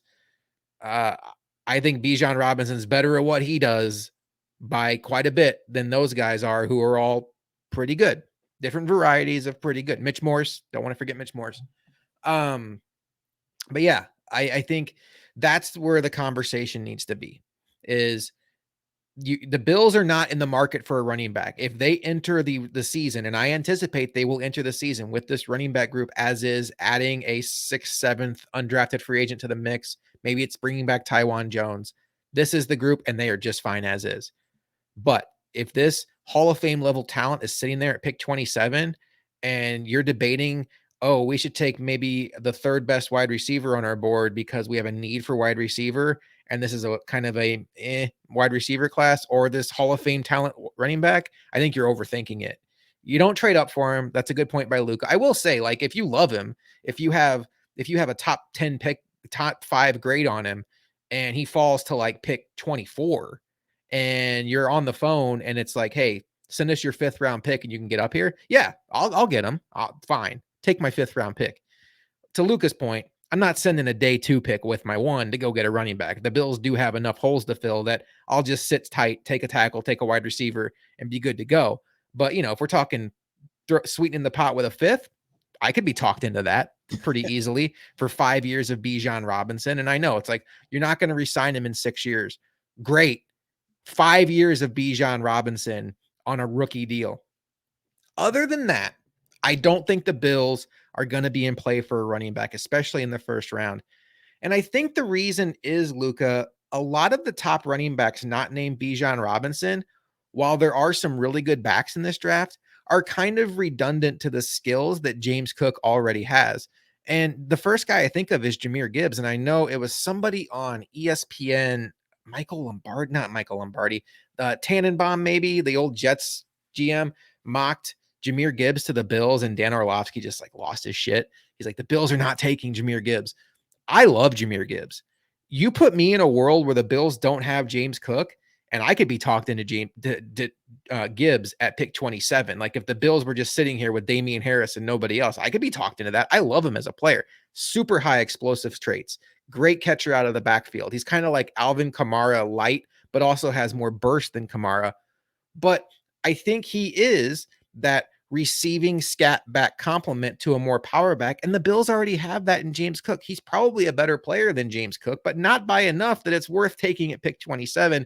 And as we go down the list of running backs in this draft, not named Bijan Robinson, that is my problem with a lot of these guys who, in a world where we don't have James Cook, I would be super excited about their speed and their explosion and their ability to impact the passing game. But we already got that guy in Cook. We already have his direct backup in Nyheim Hines, and I'm not sure what those skills really add to this offense. Yeah, it's a little bit funny to me that finally Singletary's contract ends. He moves on. He's in Houston now. We have Cook. We want to see what happens with Cook. We signed Harris, which is awesome. As you mentioned, Hines is kind of your backup plug and play for the Cook role. It's a Cook light kind of on a behind him there, because James Cook can actually be a runner as well, more so than I think Hines can be. But regardless, that's kind of you're viewed as your Cook backup. So you'd kind of want your Harris backup or just your next Singletary. And now you're staring at a draft that guy doesn't exist. There's no, one cut back, runner, just traditional runner, we'll call it, in this draft, at least in that, first, second, third round, obviously outside of a Bijan Robinson. But Bijan Robinson's one of one. He is just Bijan. And then there's everyone else. Bijan, I just want to call him Booby Miles. Like, I just want to be like, hey, Booby Miles. Like, because that's what Bijan Robinson is starting to be like. Like, I just like saying Booby. So like, Booby yeah. Dixon. Right. Yeah. But like, it's, Friday Night Lights movie, obviously Booby Miles and stuff. And it's just like the hype and everything. And you're buying into it. Hopefully what happens to Booby doesn't happen to Bijan, but it just seems to fit so much. Regardless, back to this. Yeah. It's a bunch of James Cook like production kind of guys. You obviously mentioned Gibbs. There's A-Chain. I just wanted to say A-Chain before you could. A-Chain, another kind of redundant like Cook kind of guy. There's other pass catchers and other speedy guys. Spears out of Tulane is a guy I kind of like, but again, very redundant with Cook. So it's it's really easy to understand if the Bills are just not going to pick one of these guys with any meaningful kind of pick. And I'm talking, first, second, third, or maybe even fourth, just because they don't see the value in it due to already having two guys on the roster that fill that Cook role, including Cook himself. Jahmyr Gibbs to me is kind of like that Breece Hall. Now, I'm not talking stylistically. I'm talking like level of prospect. He's like that Breece Hall. He's like that Travis Etienne, where he's very good. He's very tempting. But you see guys on that level, different variety, but on that level every year in the draft. And the Bills just don't necessarily have a need for that kind of running back. They took their guy last year and Cook. I think Jahmyr Gibbs reminds me a lot of Dalvin Cook, who I think is better than James Cook, at least prime Dalvin Cook. But um that's where the Bijan Robinson is just like you mentioned it, one of one. He is not ETN and Hall. He is a notch above. There are some guys though I do like late, and I think that if the Bills, if it gets to be fifth or sixth round, and they happen to still be there, because I do think that the running backs that have speed tend to go a little higher in these drafts, and someone like Roshan Johnson, who also played at Texas, man, they had some talent on the Texas backfield. 6'2", 223. This is the kind of compliment that I would like for Cook as kind of an understudy to Damian Harris. And I think he can make an impact year one. Very good tackle breaker, very high end contact balance. What I like about him also is playing second fiddle to Bijan Robinson. There's not a lot of wear and tear on him. He had less than 100 carries last year. He does run a little high. He's not a great pass catcher. He is a fantastic blocker, Luka. And he is so good at blocking that it's not just pass pro, but you saw plays out there where he was the lead blocker for Bijan Robinson. So you start projecting into the future, and you take Roshan Johnson, say in the fifth or sixth round, and then a year or two goes by and he develops into that 1B to James Cook. And then we always talk about like, oh, let's get Cook and Hines on the field at the same time. And that sounds great in theory. And then you're like, well, neither one of them are blocking. So the defense doesn't really have to respect that. Roshan Johnson can legitimately be your running back that dots the I, but he can also be a lead back that blocks for Cook. But he can also, you hope at 6'2", 223, good speed, become somewhat of a weapon in the passing game. I get excited by those possibilities. And I think on day 3, you could do a lot worse than that if he happens to be there. Yeah, Roshan's a great kind of you're adding a different style as you've brought up here. You're just adding something different. You're adding a different flavor to the offense in the backfield just to change things up. If the Cook Hines stuff isn't working, you have Harris. If then Harris isn't working, Roshan is not Harris. Like Roshan is a bigger, more brutal back, as you pointed out, where it's like maybe we just need to punch him in the mouth over and over again to back him off a little bit and then bring Cook back in to hit him with a little bit of a flash, whatever it is. I like that idea. I'm just going to throw in my dart throw because I just want to say his name and I want to get him in there. He's going to be a late guy, possibly drafted late in the draft, or be a very, very high priority undrafted free agent. Deuce Vaughn. I'm all about it, man. Give me Deuce Vaughn. I would love Deuce Vaughn just because he is exciting as all hell. He is fun. And he's just he is the tiniest dog that there is. And it's just he screams Darren Sproles to me, just screams it. That is his ceiling. Is it because he's also another little guy? Yes. Mm-hmm. But screw it. If you could add Darren Sproles to this offense, I think we'd all be prime Darren Sproles, of course. But if you could added prime Darren Sproles to this offense, I think we'd all be very, very excited. So he's a great runner. Like he's an elite receiver out of the backfield, but he is a great runner as well. Because if you can actually give him a hole or give him space to run, he's going to explode through that. As big or small as he is a dog on top of it. I just love everything about him. I'm all about it. I think the cover one guys as well, just to give them a little bit of props here. They're all over Deuce Vaughn, but I love Deuce Vaughn too. Deuce Vaughn was single-handedly the reason I'd watch Kansas State games at 12 o'clock whenever it would happen on Saturdays, because it's like I wanted to watch him so much. And I was like, man, I just would love to see him in a Bills uniform. He just seems like so much fun. We've been doing this podcast together long enough that I think now when I get this little smirk on my face, it's because I'm in my head battling of, should I say the joke that just popped into my head? I'm going to, because I have no filter, but I feel like you just want offensive coordinators to drop a deuce on the defense. Hell yeah. And that's what you want to go with. One other name I'd like to mention that I do know you're high on, you probably you probably think that he's going to go too high in this draft to really mention for where we think the Bills are going to take a non-Bijan running back. Uh, Chardonnay, I think he fits the stylistic of what we would want, and he would have to fall. Like he'd have to have a really bad draft night where teams just don't love his speed. But I know you're high on him. I want to give you a chance to speak about him because I think if for whatever we saw Michael Carter go into day 3, it happens to running backs all the time. He's the kind of guy I think in Chardonnay where if he falls out of the first 3 rounds, I might change my opinion a little bit and say, "Hey, Bills, I don't mind if you take a running back in round 4." Absolutely. No, I like him a lot. He was always Charbonnet was a guy, being that I watch a lot of Pac-12 football in my life.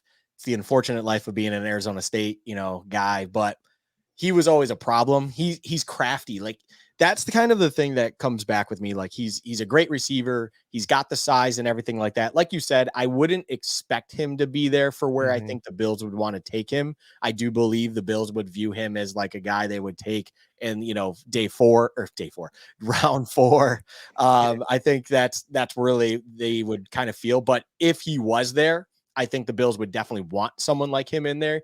He just adds a different style a little bit in the sense of he's not going to overwhelm you with speed. But like I said, he's very crafty. He's shifty. He makes people miss a lot more than you would think for someone with his athleticism. And like he's a reliable receiver as well.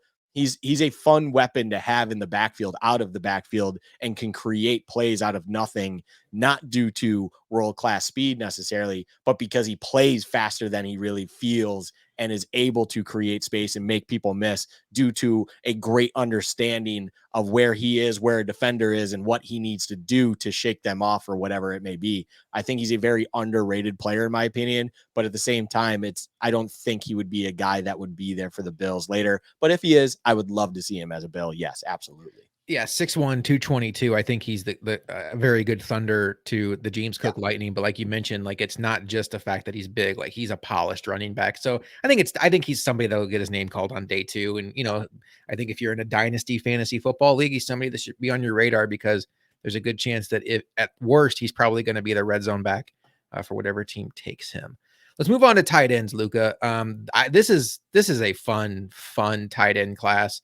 What do you think the need currently is for the Bills at tight end? They obviously have Dawson Knox. Last offseason, they got you and I excited at least a little bit when they picked up OJ Howard and we started thinking about 12 personnel. And then, Quentin Morris had some moments last year. I think he's a serviceable tight end too. Tommy Sweeney's obviously gone. I think if the Bills went tight end early in this draft, they would certainly signal that they're going to go to more 2 tight end sets. Or maybe there's some tight ends we're going to talk about tonight that could be like not Mike Gesicki, where they're all they do is run routes, but more like hybrid tight end wide receivers where, maybe like a Dalton Kincaid that we'll get into where he's a tight end, but really he's like just as good as a wide receiver running routes. What do you think the Bills need right now is at tight end? Do you think it's pressing or do you think it's more luxury? I think it's right in between there. I think so that you have Knox, and Knox is a really good. There's obviously the rapport with Allen. He's great for this offense. I don't look at Knox as a great tight end overall when it comes to the landscape of the league, but he's great for this offense. He has a great rapport with Allen. And he understands the offense very well. He is, of course, the number one in this. And I do think Morris was okay enough that the Bills would see it as, hey, we have guys here that can be productive for us and do things that we can hopefully want out of that position. But at the same time, there are a few guys in this draft, as you pointed out, Kincaid, another, of course, Meyer. There's also Darnell Washington, and we'll get into them further here. They kind of tease you, and it's like, but we could have this guy in there, and that could really expand what you could do with the tight end position or elevate the tight end position. And they are potential changers to the position and this offense overall, where it's like, I can totally understand if they're looking at those guys and seeing something different and understanding that it could really make the position a lot better for this team and the offense moving forward, that they really would like the idea of adding one of these kinds of guys if they're there at the place they would like to take them. And I just kind of add that there because it's like, I don't know if they necessarily, we don't know if they value that at pick 27 necessarily, but I can understand if they're flirting with the idea of drafting an impact guy for tight end because it's a little bit more of they're comfortable with what they have. I just don't think it's a dire need for this team. Not at all. I don't know if there's a I mean, Travis Kelce's don't grow on trees. That's so unfair to say it that way, but I feel like this tight end class is maybe being slept on a little bit. I feel like 5 years from now, we're going to look back on this tight end class, and there might be legitimately 5, 6, 7 guys from this class who are productive starters for their teams. So I know you have a favorite. We can get into him. Who is your favorite in this class? And let's start talking about him. Hell yeah. My favorite is Michael Meyer out of Notre Dame. I love everything about him. I think his ceiling is the highest out of these tight ends. And I know we disagree about this a little bit, Mhm. but yeah, he's my guy. I mean, he got the nickname as a freshman at Notre Dame as Baby Gronk, and I think that's part of where your issue with him is, and I fully understand that. He is not as physically dominating as Gronkowski is or was, I should say. But at the same time, it's just when you watch him play and watch him have the ability to dominate games at times, and it's for Notre Dame on the big stage when the team needs it. And like this past season, Notre Dame just had nothing outside of him, and yet he was still able to find production a lot of the times. That to me is just a signifier of a baller, of a dog, of a guy who is just a gamer. He is going to make things happen for you however you need him. And he's also a very good blocker in himself. He has the size to be a very good blocker. And honestly, if you just want him to be more physically imposing, you just got to bulk him up a little bit. That's all you need to do because he has a lot of the other things you need when it comes to the height and just range of where he is, body control and receiving style things. It's already there. It's all kind of a package. He can run the short intermittent routes. He can hit you deep. He can do a lot of different things. I just think the ceiling for Meyer out of all these tight ends, it's not because the other guys are lesser. It's just he is so much greater than them, in my humble opinion. That yeah, he's my favorite in this draft class for sure. I like Meyer a lot. I think he's the kind of player that I don't know where his bust factor is because he does everything very well. I don't know that he does anything great. Well, no, contested catches, he's great. Like Yeah, when the ball's in the air, he makes a play for his quarterback. I had a stat here. Where is it at? He was 17 of 26 on pulling in contested catches, which I unbelievable. know 17 of 26 is like, whoa, but think about like that's a situation where he's jumping up with somebody else to come down with the ball. That is a Josh Allen day 2 of training camp realizes I can throw him a go get it ball and he's going to come down with it. You gain that quarterback's trust and you're going to start seeing more volume. My issue with him, you hit on it. Look, he's not an A+ athlete. He's a good athlete. He's 75th percentile for tight ends all time. I think he doesn't necessarily have that elite change of direction, but the way he gets open, the way he wins in his routes, um, you know, a Bills comparison, it's kind of like Cole Beasley. He understands what defenses are trying to do.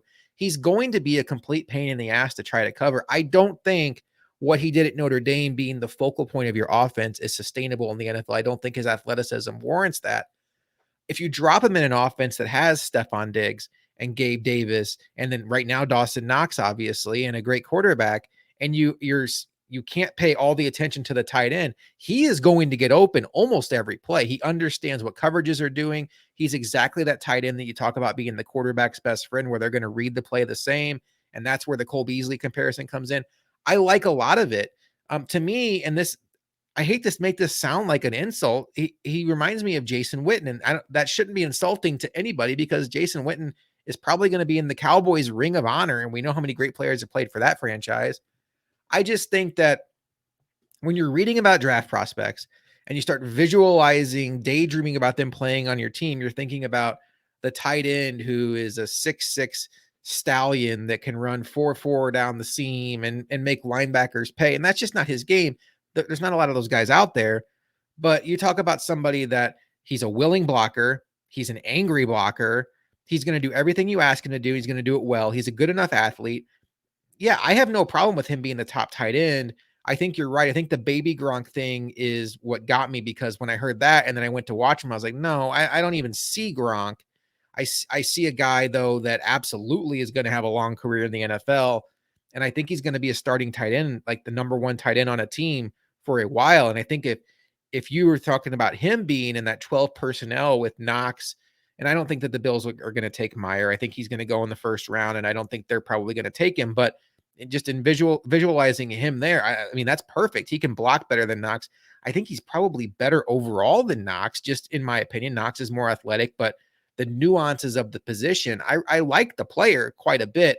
I stopped short of the baby Gronk thing. You're right. It was a hang up for me because I was like, well, Gronk was just such a dominant force out there, and this guy is just so technically sound that it just that didn't jive for me.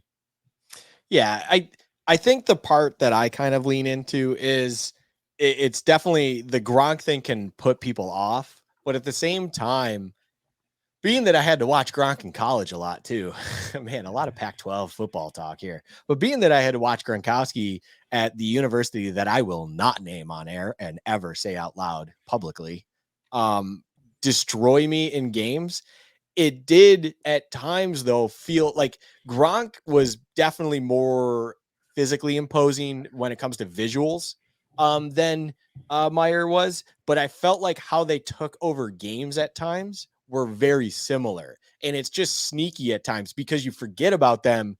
And then all of a sudden your quarterback just throws, like you said, that 50-50 ball, and they're coming down with it every time. And it's just frustrating when you play guys like that because they're outsmarting you. I think the Cole Beasley thing, a very underrated thing to say about him. It's just they're smarter than you with what you're calling on defense. They're going to find your hole, find your issue, and then beat you on that jump ball for it. It's just there's no defense for that. You can't do anything for something like that. So if you can bring a guy like that into this offense, I just think it increases something more than the other tight ends. That would be why I have him as my number one tight end. I think Kincaid's a great guy, and we'll get into that in a second and stuff, I'm sure.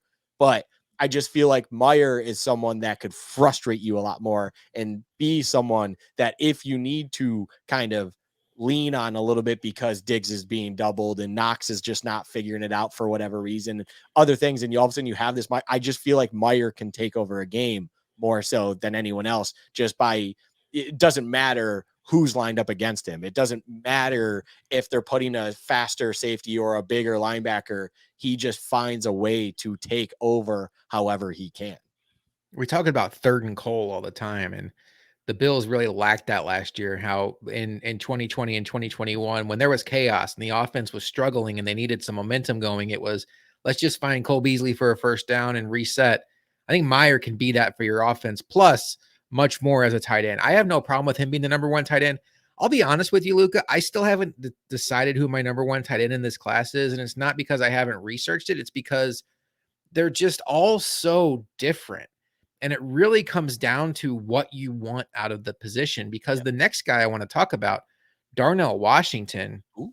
speaking of different, this guy is an absolute freakazoid of an athlete. Let me make sure I get his measurables right here. He is 6'7, 270 pounds. You could legitimately add 20 pounds to his frame. He could be an offensive tackle. He's going to come into the league already one of the two or three best blocking tight ends in the entire sport. That's how good he is. He is strong enough to hold up against defensive ends in college. And he runs, I believe he ran a 4.640, which at his size is just unbelievable. And I think because of his measurables, because of his size, because of the mismatches he can create, he's somebody that could see his name called on night one of the draft. But it's not refined. He doesn't as big as he is, as athletic as he is. I saw the stat earlier. I want to make sure I get this right. He doesn't get downfield with his catches. I want to make sure I get this right. Okay, he had 3 catches in his career of 20 yards or more in 3 seasons. That's not good. So all of his catches are under 20 yards. Also, for being as big as he is, in his career, he only has 14 missed tackles forced. That's less than Kincaid, who we're going to talk about here in a bit, had just last season. That's less than Michael Meyer had just this last season. So there, for all the good, for all the dream about like what he could be, this is where it's like, do you want the guy in Meyer who you just slot in, you know what he's going to be, Mr. Consistency, and I don't want to shortchange what his ceiling could be. I think he could be a very good pro, Or do you want to dream about what Darnell Washington could be, knowing that he still has to work on so much of the passing game? But Luka, what he brings out of the box to your running game is going to be intriguing for a lot of run heavy teams that maybe don't include the Bills. He I just want to get this out of the way. He is just like Leonard Pope to it. He is just everything that Leonard Pope is. And yeah, he can add an incredible thing that this offense needs, and that's just freakish height and size and ability at a receiving position. And I say receiving obviously because he's a tight end. He will be an eligible receiver. Yet he is a sixth offensive lineman, as you said, because he's a couple KFC biscuits away from being just that. So he's an intriguing prospect, but it's like everything about him to me just screams, please just don't be Leonard Pope. And on the fly, I'm just real quick comparing their like collegiate stats, but I want to say they're extremely similar. As you said, Darnell Washington, or did I just say Washington? Yeah, I did. Okay, good. Darnell Washington has 65 career receptions, as you said. Leonard Pope had, I believe, 45. Yes, 45. And yet they came in with the expectations of being a legitimate receiving threat. And then all of a sudden, it was in 2007, tracking my Cardinals records here. He had like 5 receiving touchdowns as a red zone target. Everything seemed good. And then he followed that up with 9 receptions total and was waived the following offseason because it was realized that at his size, he just couldn't figure out how to be a reliable weapon. And all he was an oversized tight end that could be utilized as a blocker, but that's just your limitation at that point. And it's not really worth the roster spot because of, unfortunately, you're limited in what you can provide the team.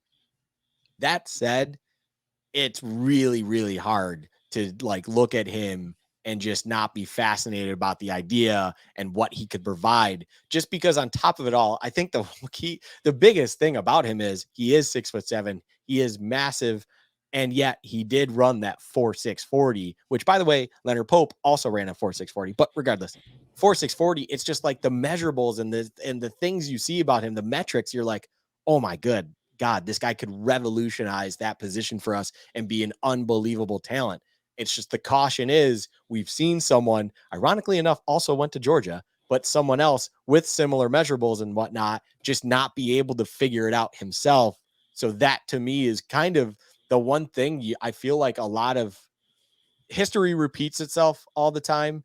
And that's what I feel like the one thing that's the one thing that people are going to be cautious with him. He doesn't have anything to tell you otherwise. So history has shown that someone of his measurables hadn't been able to figure it out. Can this guy be able to figure it out? They're two different people. Obviously, different things can happen, but that's where I feel like the most cautious thing about him is. But yeah, the ceiling of him and the what could possibly it's drool worthy. I mean, it's 6'7" guy running 4.6 that can also maul linebackers. Like what a fascinating thing to see on a Sunday.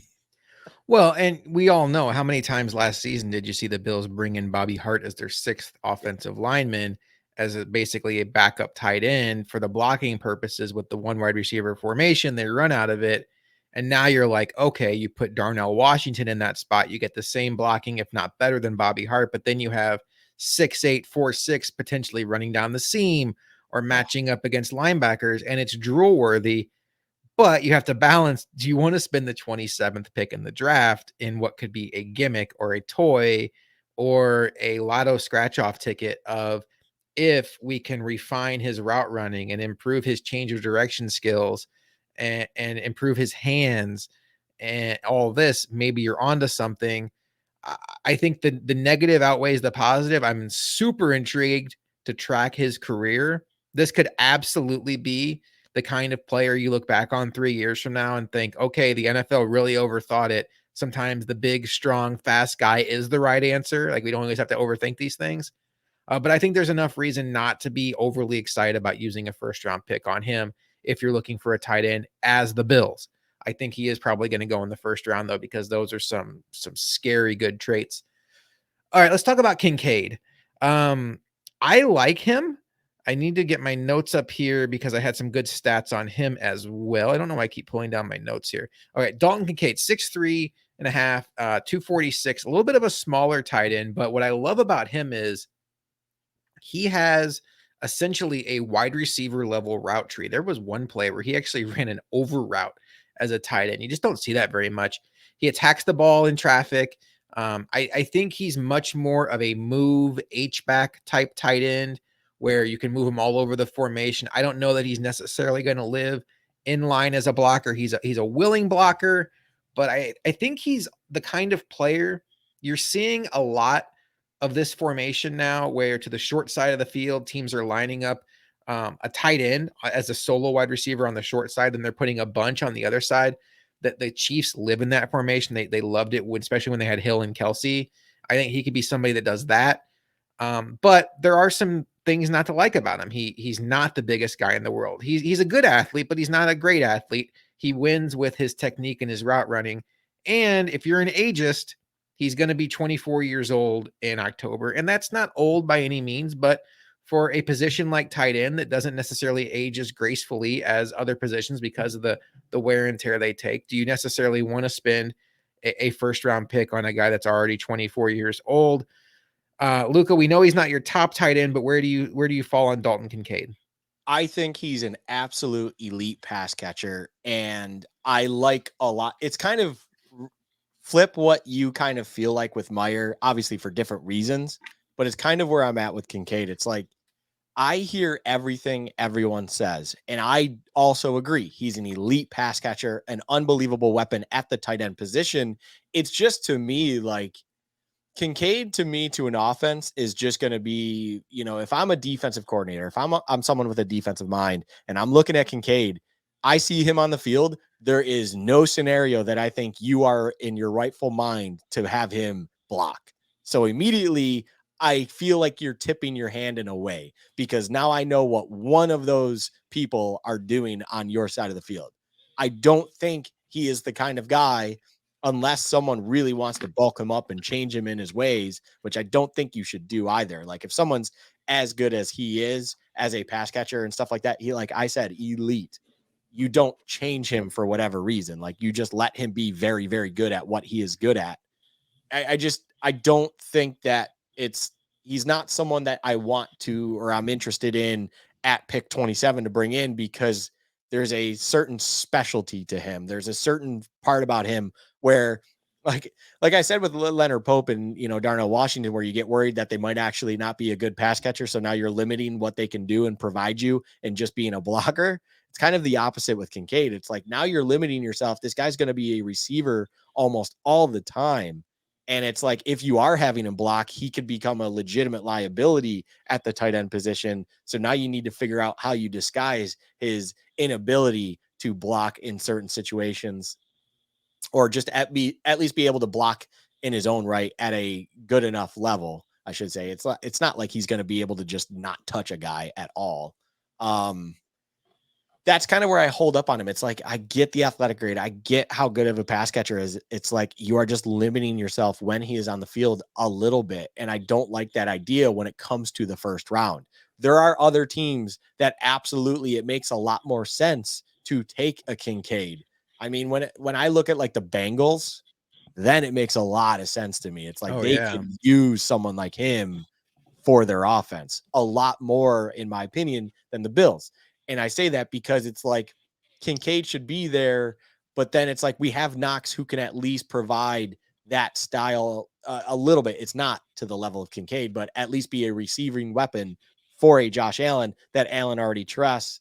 It's like I want something different there, at least when it comes to like a Meyer or a Darnell Washington, where it's like they will be a physical force more so in the blocking game where you have to respect that more so. And then also they can hopefully provide that receiving game opposite of Knox. Like that's kind of where I'm at with Kincaid. It's just an unfortunate situation because he's an incredible pass catcher. It's just, I don't see how it works in Buffalo. I don't like the fit that much.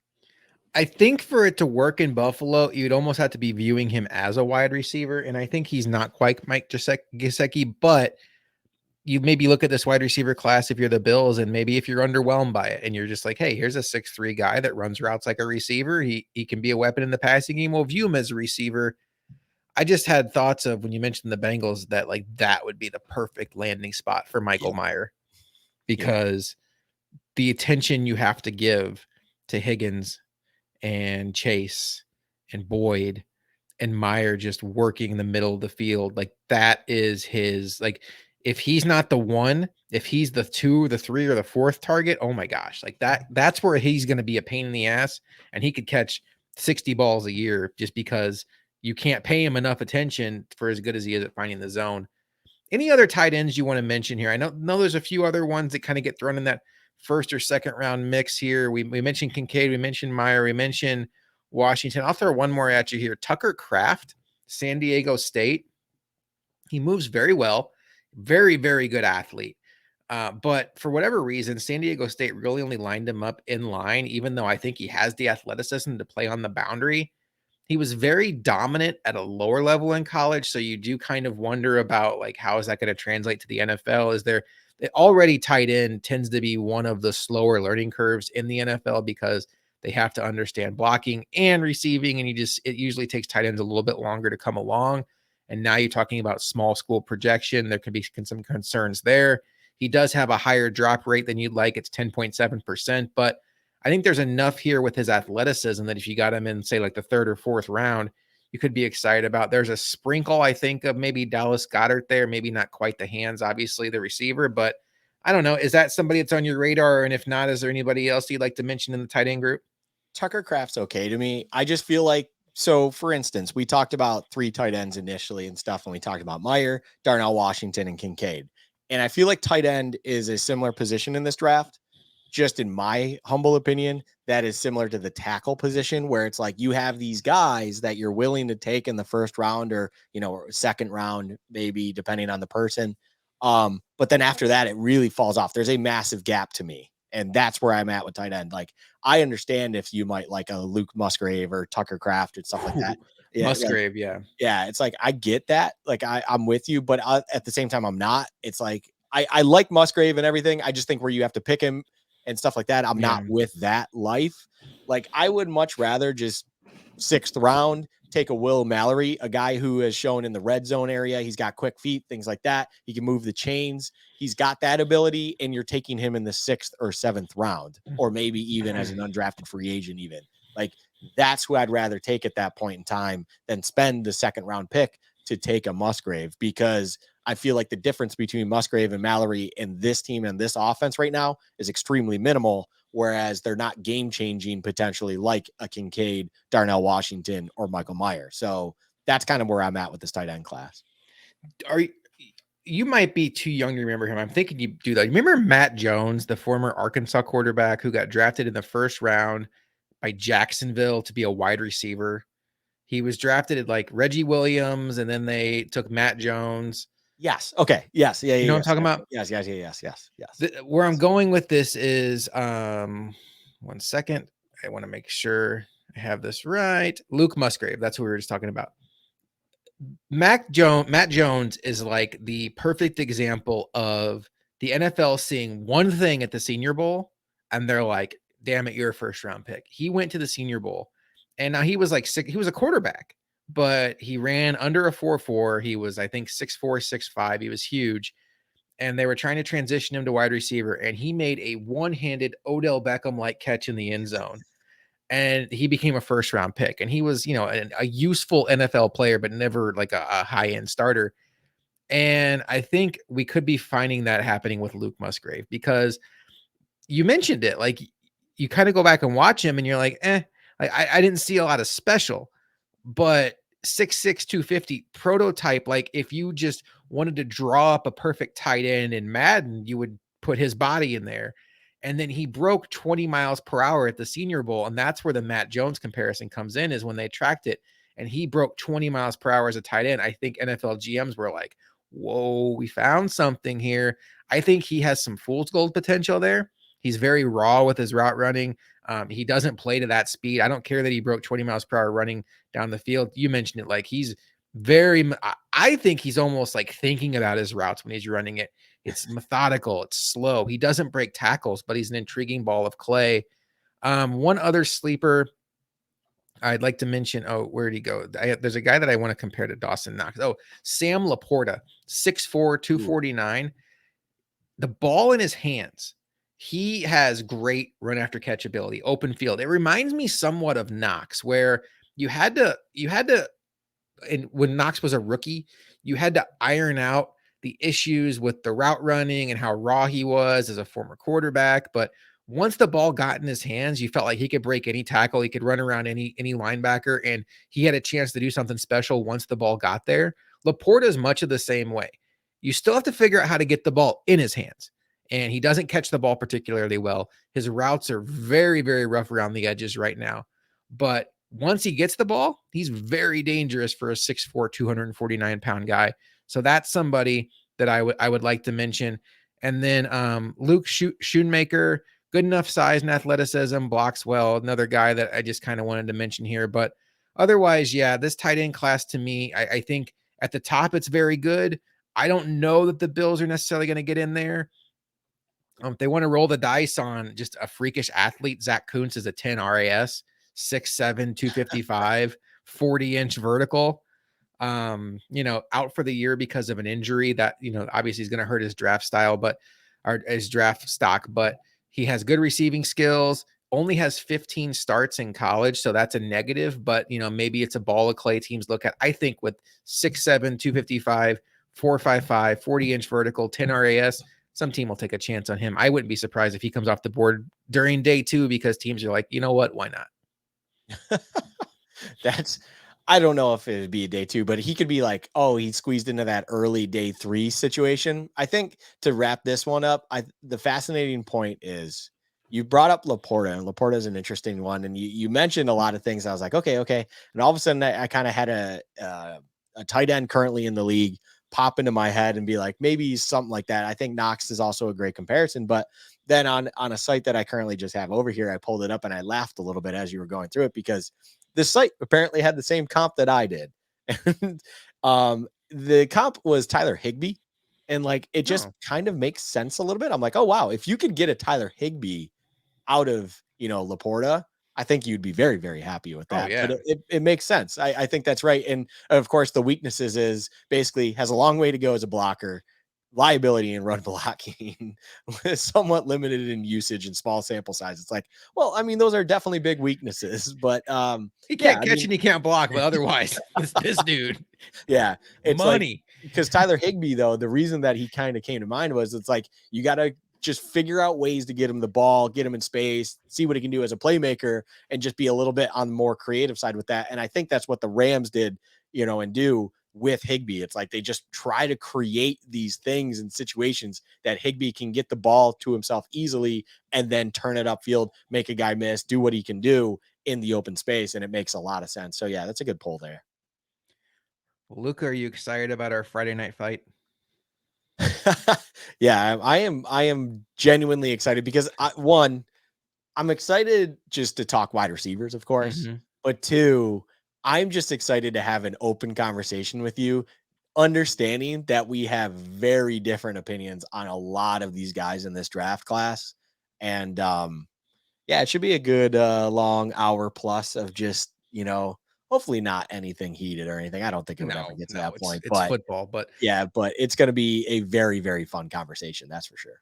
and I will say the guy that's Luca's number 1 wide receiver, we've been talking off air, and I have committed to going back and rewatching this week some of the stuff because, I wanna make sure because I saw a few things and I was like, "Okay, I get it," but now I wanna get the full picture. So that's my homework assignment between now and Friday. I'm looking forward to it. I love the fact that it's draft season. Luca and I have a lot coming up for this show. So, this coming Friday, we will be live on Built in Buffalo with our deep dive into the wide receiver position. We would love for you to join us there and you can ask questions, interact with us. We love that. And then we will drop a fresh Bills Chat podcast episode on Monday where we do what we did tonight, only on the defensive side of the ball. We'll be talking about linebackers, defensive linemen, defensive backs, the positions. And then before you know it, we'll be talking about mock drafts and it'll be draft here ready to go. And it's one of our favorite nights on the sports calendar. Luca, we've covered a lot tonight. We're about to hit the 2-hour mark. Is there anything else you'd like to say about anything we've talked about? No, I think we did a lot of talking, especially like about offensive tackle. That's for sure. But this was fun. I'm glad we're back in draft conversation and everything like that. And I'm just really, honestly, I'm really looking forward to talking wide receivers. I want to say my number one's name so bad. I'm just excited to talk about one guy. Like, honestly, it's just my number one, the guy that I would be willing to take at 27, the guy I'd be willing to move up for a little bit to take. Someone that I think could absolutely change things in this wide receiver room, change things for this offense, and just do so many great things for this team and get us to places that we need to go. Yeah, I'm just really excited for Friday. I'm gonna throw a curveball at you. I know you love my curveballs. You can pick one player we've talked about tonight, one player to wave a magic wand and make him a Buffalo Bill. Who is it? Well, since I didn't name the individual that I want to name super, super Yeah, we bad. didn't talk receivers. Yeah, We it's Bijan Robinson. okay, thank you. Yeah, yeah. Like, yeah, it's so ridiculous because right, I am very anti running back in the first round. I understand all of that. It's just if we wave this magic wand, we're not talking about trading up. We're not talking about any of that. You didn't do anything at a cost to get him. It's just he is now a Buffalo Bill. Yes, it is Bijan Robinson. Add Bijan Robinson to this team and just watch the magic throughout the entire season in the next 5 years. Because Bijan Robinson for 5 years in his prime, woo, what a fun time that would be. So we didn't talk receivers. We talked offensive line. Yep. We talked tight end. And we talked other running backs. You're telling me that if in some weird world the Bills are on the clock and every offensive lineman we talked about is there, every tight end we talked about is there, and Bijan is there, you would say Bijan Robinson? Yes. Yeah, Me too. I'm with you. Yeah, I'm with you. It's a best player available situation in my opinion. It's like everything. It's like, dude, it's just there's only in this draft. I think this is a great draft overall. Like we haven't talked about defense yet. Like you said, we just talked about offense minus the wide receivers. So we're already limiting our pool a little bit. But out of tonight and everyone's available, you didn't have to do anything to make them all available.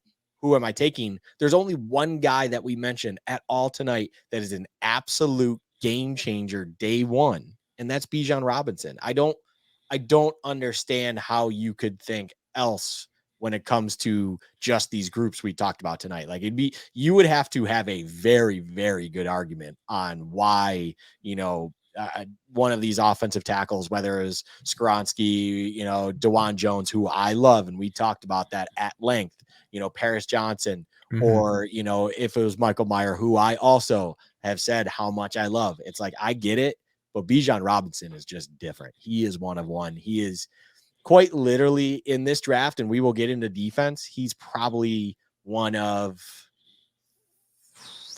including quarterbacks, which we also didn't talk about tonight, including quarterbacks, including defense, just to put a number on it, he's probably one of five. One of five one-of-one game breaker guys that I'm like, this is blue chip and a half, unreal talent, comes in, massive impact. Unless, obviously, since I included quarterbacks, unless you have a Patrick Mahomes or Josh Allen, he comes into any organization and is just an absolute dynamic, just addition to that roster and is going to blow up on your team. Yep. I think the guy for me, I mean, Bijan's my answer. He's my answer. I don't know how close it is. The guy that if I wasn't going to choose Bijan would probably be Paris Johnson. I'm higher on him than Luka is. Yeah. But yeah, it's not like I can sit here and just tell you definitively that Paris Johnson is going to be a stud tackle. I can tell you definitively that unless he blows out his knee or he commits a crime, like Bijan Robinson is going to be a star in this league.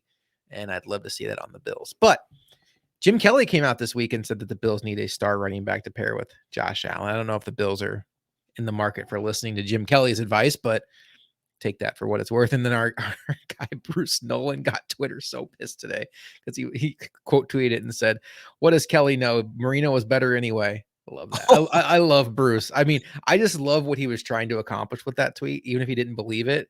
And then he got people upset, and then he started defending it, and I loved every minute of it. I respected all of it, and I think I agreed with it. Is that sacrilegious to say? It, a little bit, but I mean, what Bruce did is funny. Yeah. It's lol He's just worthy, but he just woof. got him right in. And Yeah. I mean, we know enough about Bruce Nolan. No, he was just trying to figure out what accounts he wants to mute. Like he probably hasn't muted people in a while. So he was just like, okay, this person's annoying, this person's annoying. And I just enjoyed it. But I didn't enjoy it as much as I enjoyed this show tonight. I love the fact we went 2 hours. I love that we are back in draft season. And I love the fact, Luca, that we will be back together in less than a week this coming Friday on Bills Chat Live on Built in Buffalo. It'll be all about the wide receivers. We will get you ready for the best pass catchers in this draft. Do the Bills have a guy they can take at 27 who can not only take over for Gabe Davis as wide receiver 2, but be that future wide receiver 1 in the organization? We shall see. If you're watching this on YouTube, please, please, please like, comment, and subscribe. We really appreciate it. We are trying so hard to make Built in Buffalo your one-stop shop for all Buffalo Bills content, particularly in the offseason. We take great pride in making sure we're always putting out good product for you. You can see Luka this coming Thursday, Yep. correct? Thursday at noon, always every noon at Thursday. This coming Thursday for Sabres Chat. I have a feeling you might be talking about a certain goaltender. Spoiler alert, maybe, but we'll have to see what Sabres Chat has in store for us. You can see me on I forgot the name of the show. Quick Hits, Built in Buffalo Quick Hits, where Stokes and myself will be breaking down different topics of the day. Last week, we talked about the Bills bringing back David Quessenberry. They brought back Jordan Phillips. Brandon Bean talked about DeAndre Hopkins. I think we're going to start transitioning into some draft coverage, talking about specific players that the Bills could be in, dedicating specific videos to those guys. We got you covered, Luka, Stokes, myself, Built in Buffalo in general on draft coverage. And we will see you next week on Bills Chat Podcast next Monday when we will be talking about the defensive side of the football. Until then, for Josh and Luka, we will see you next time.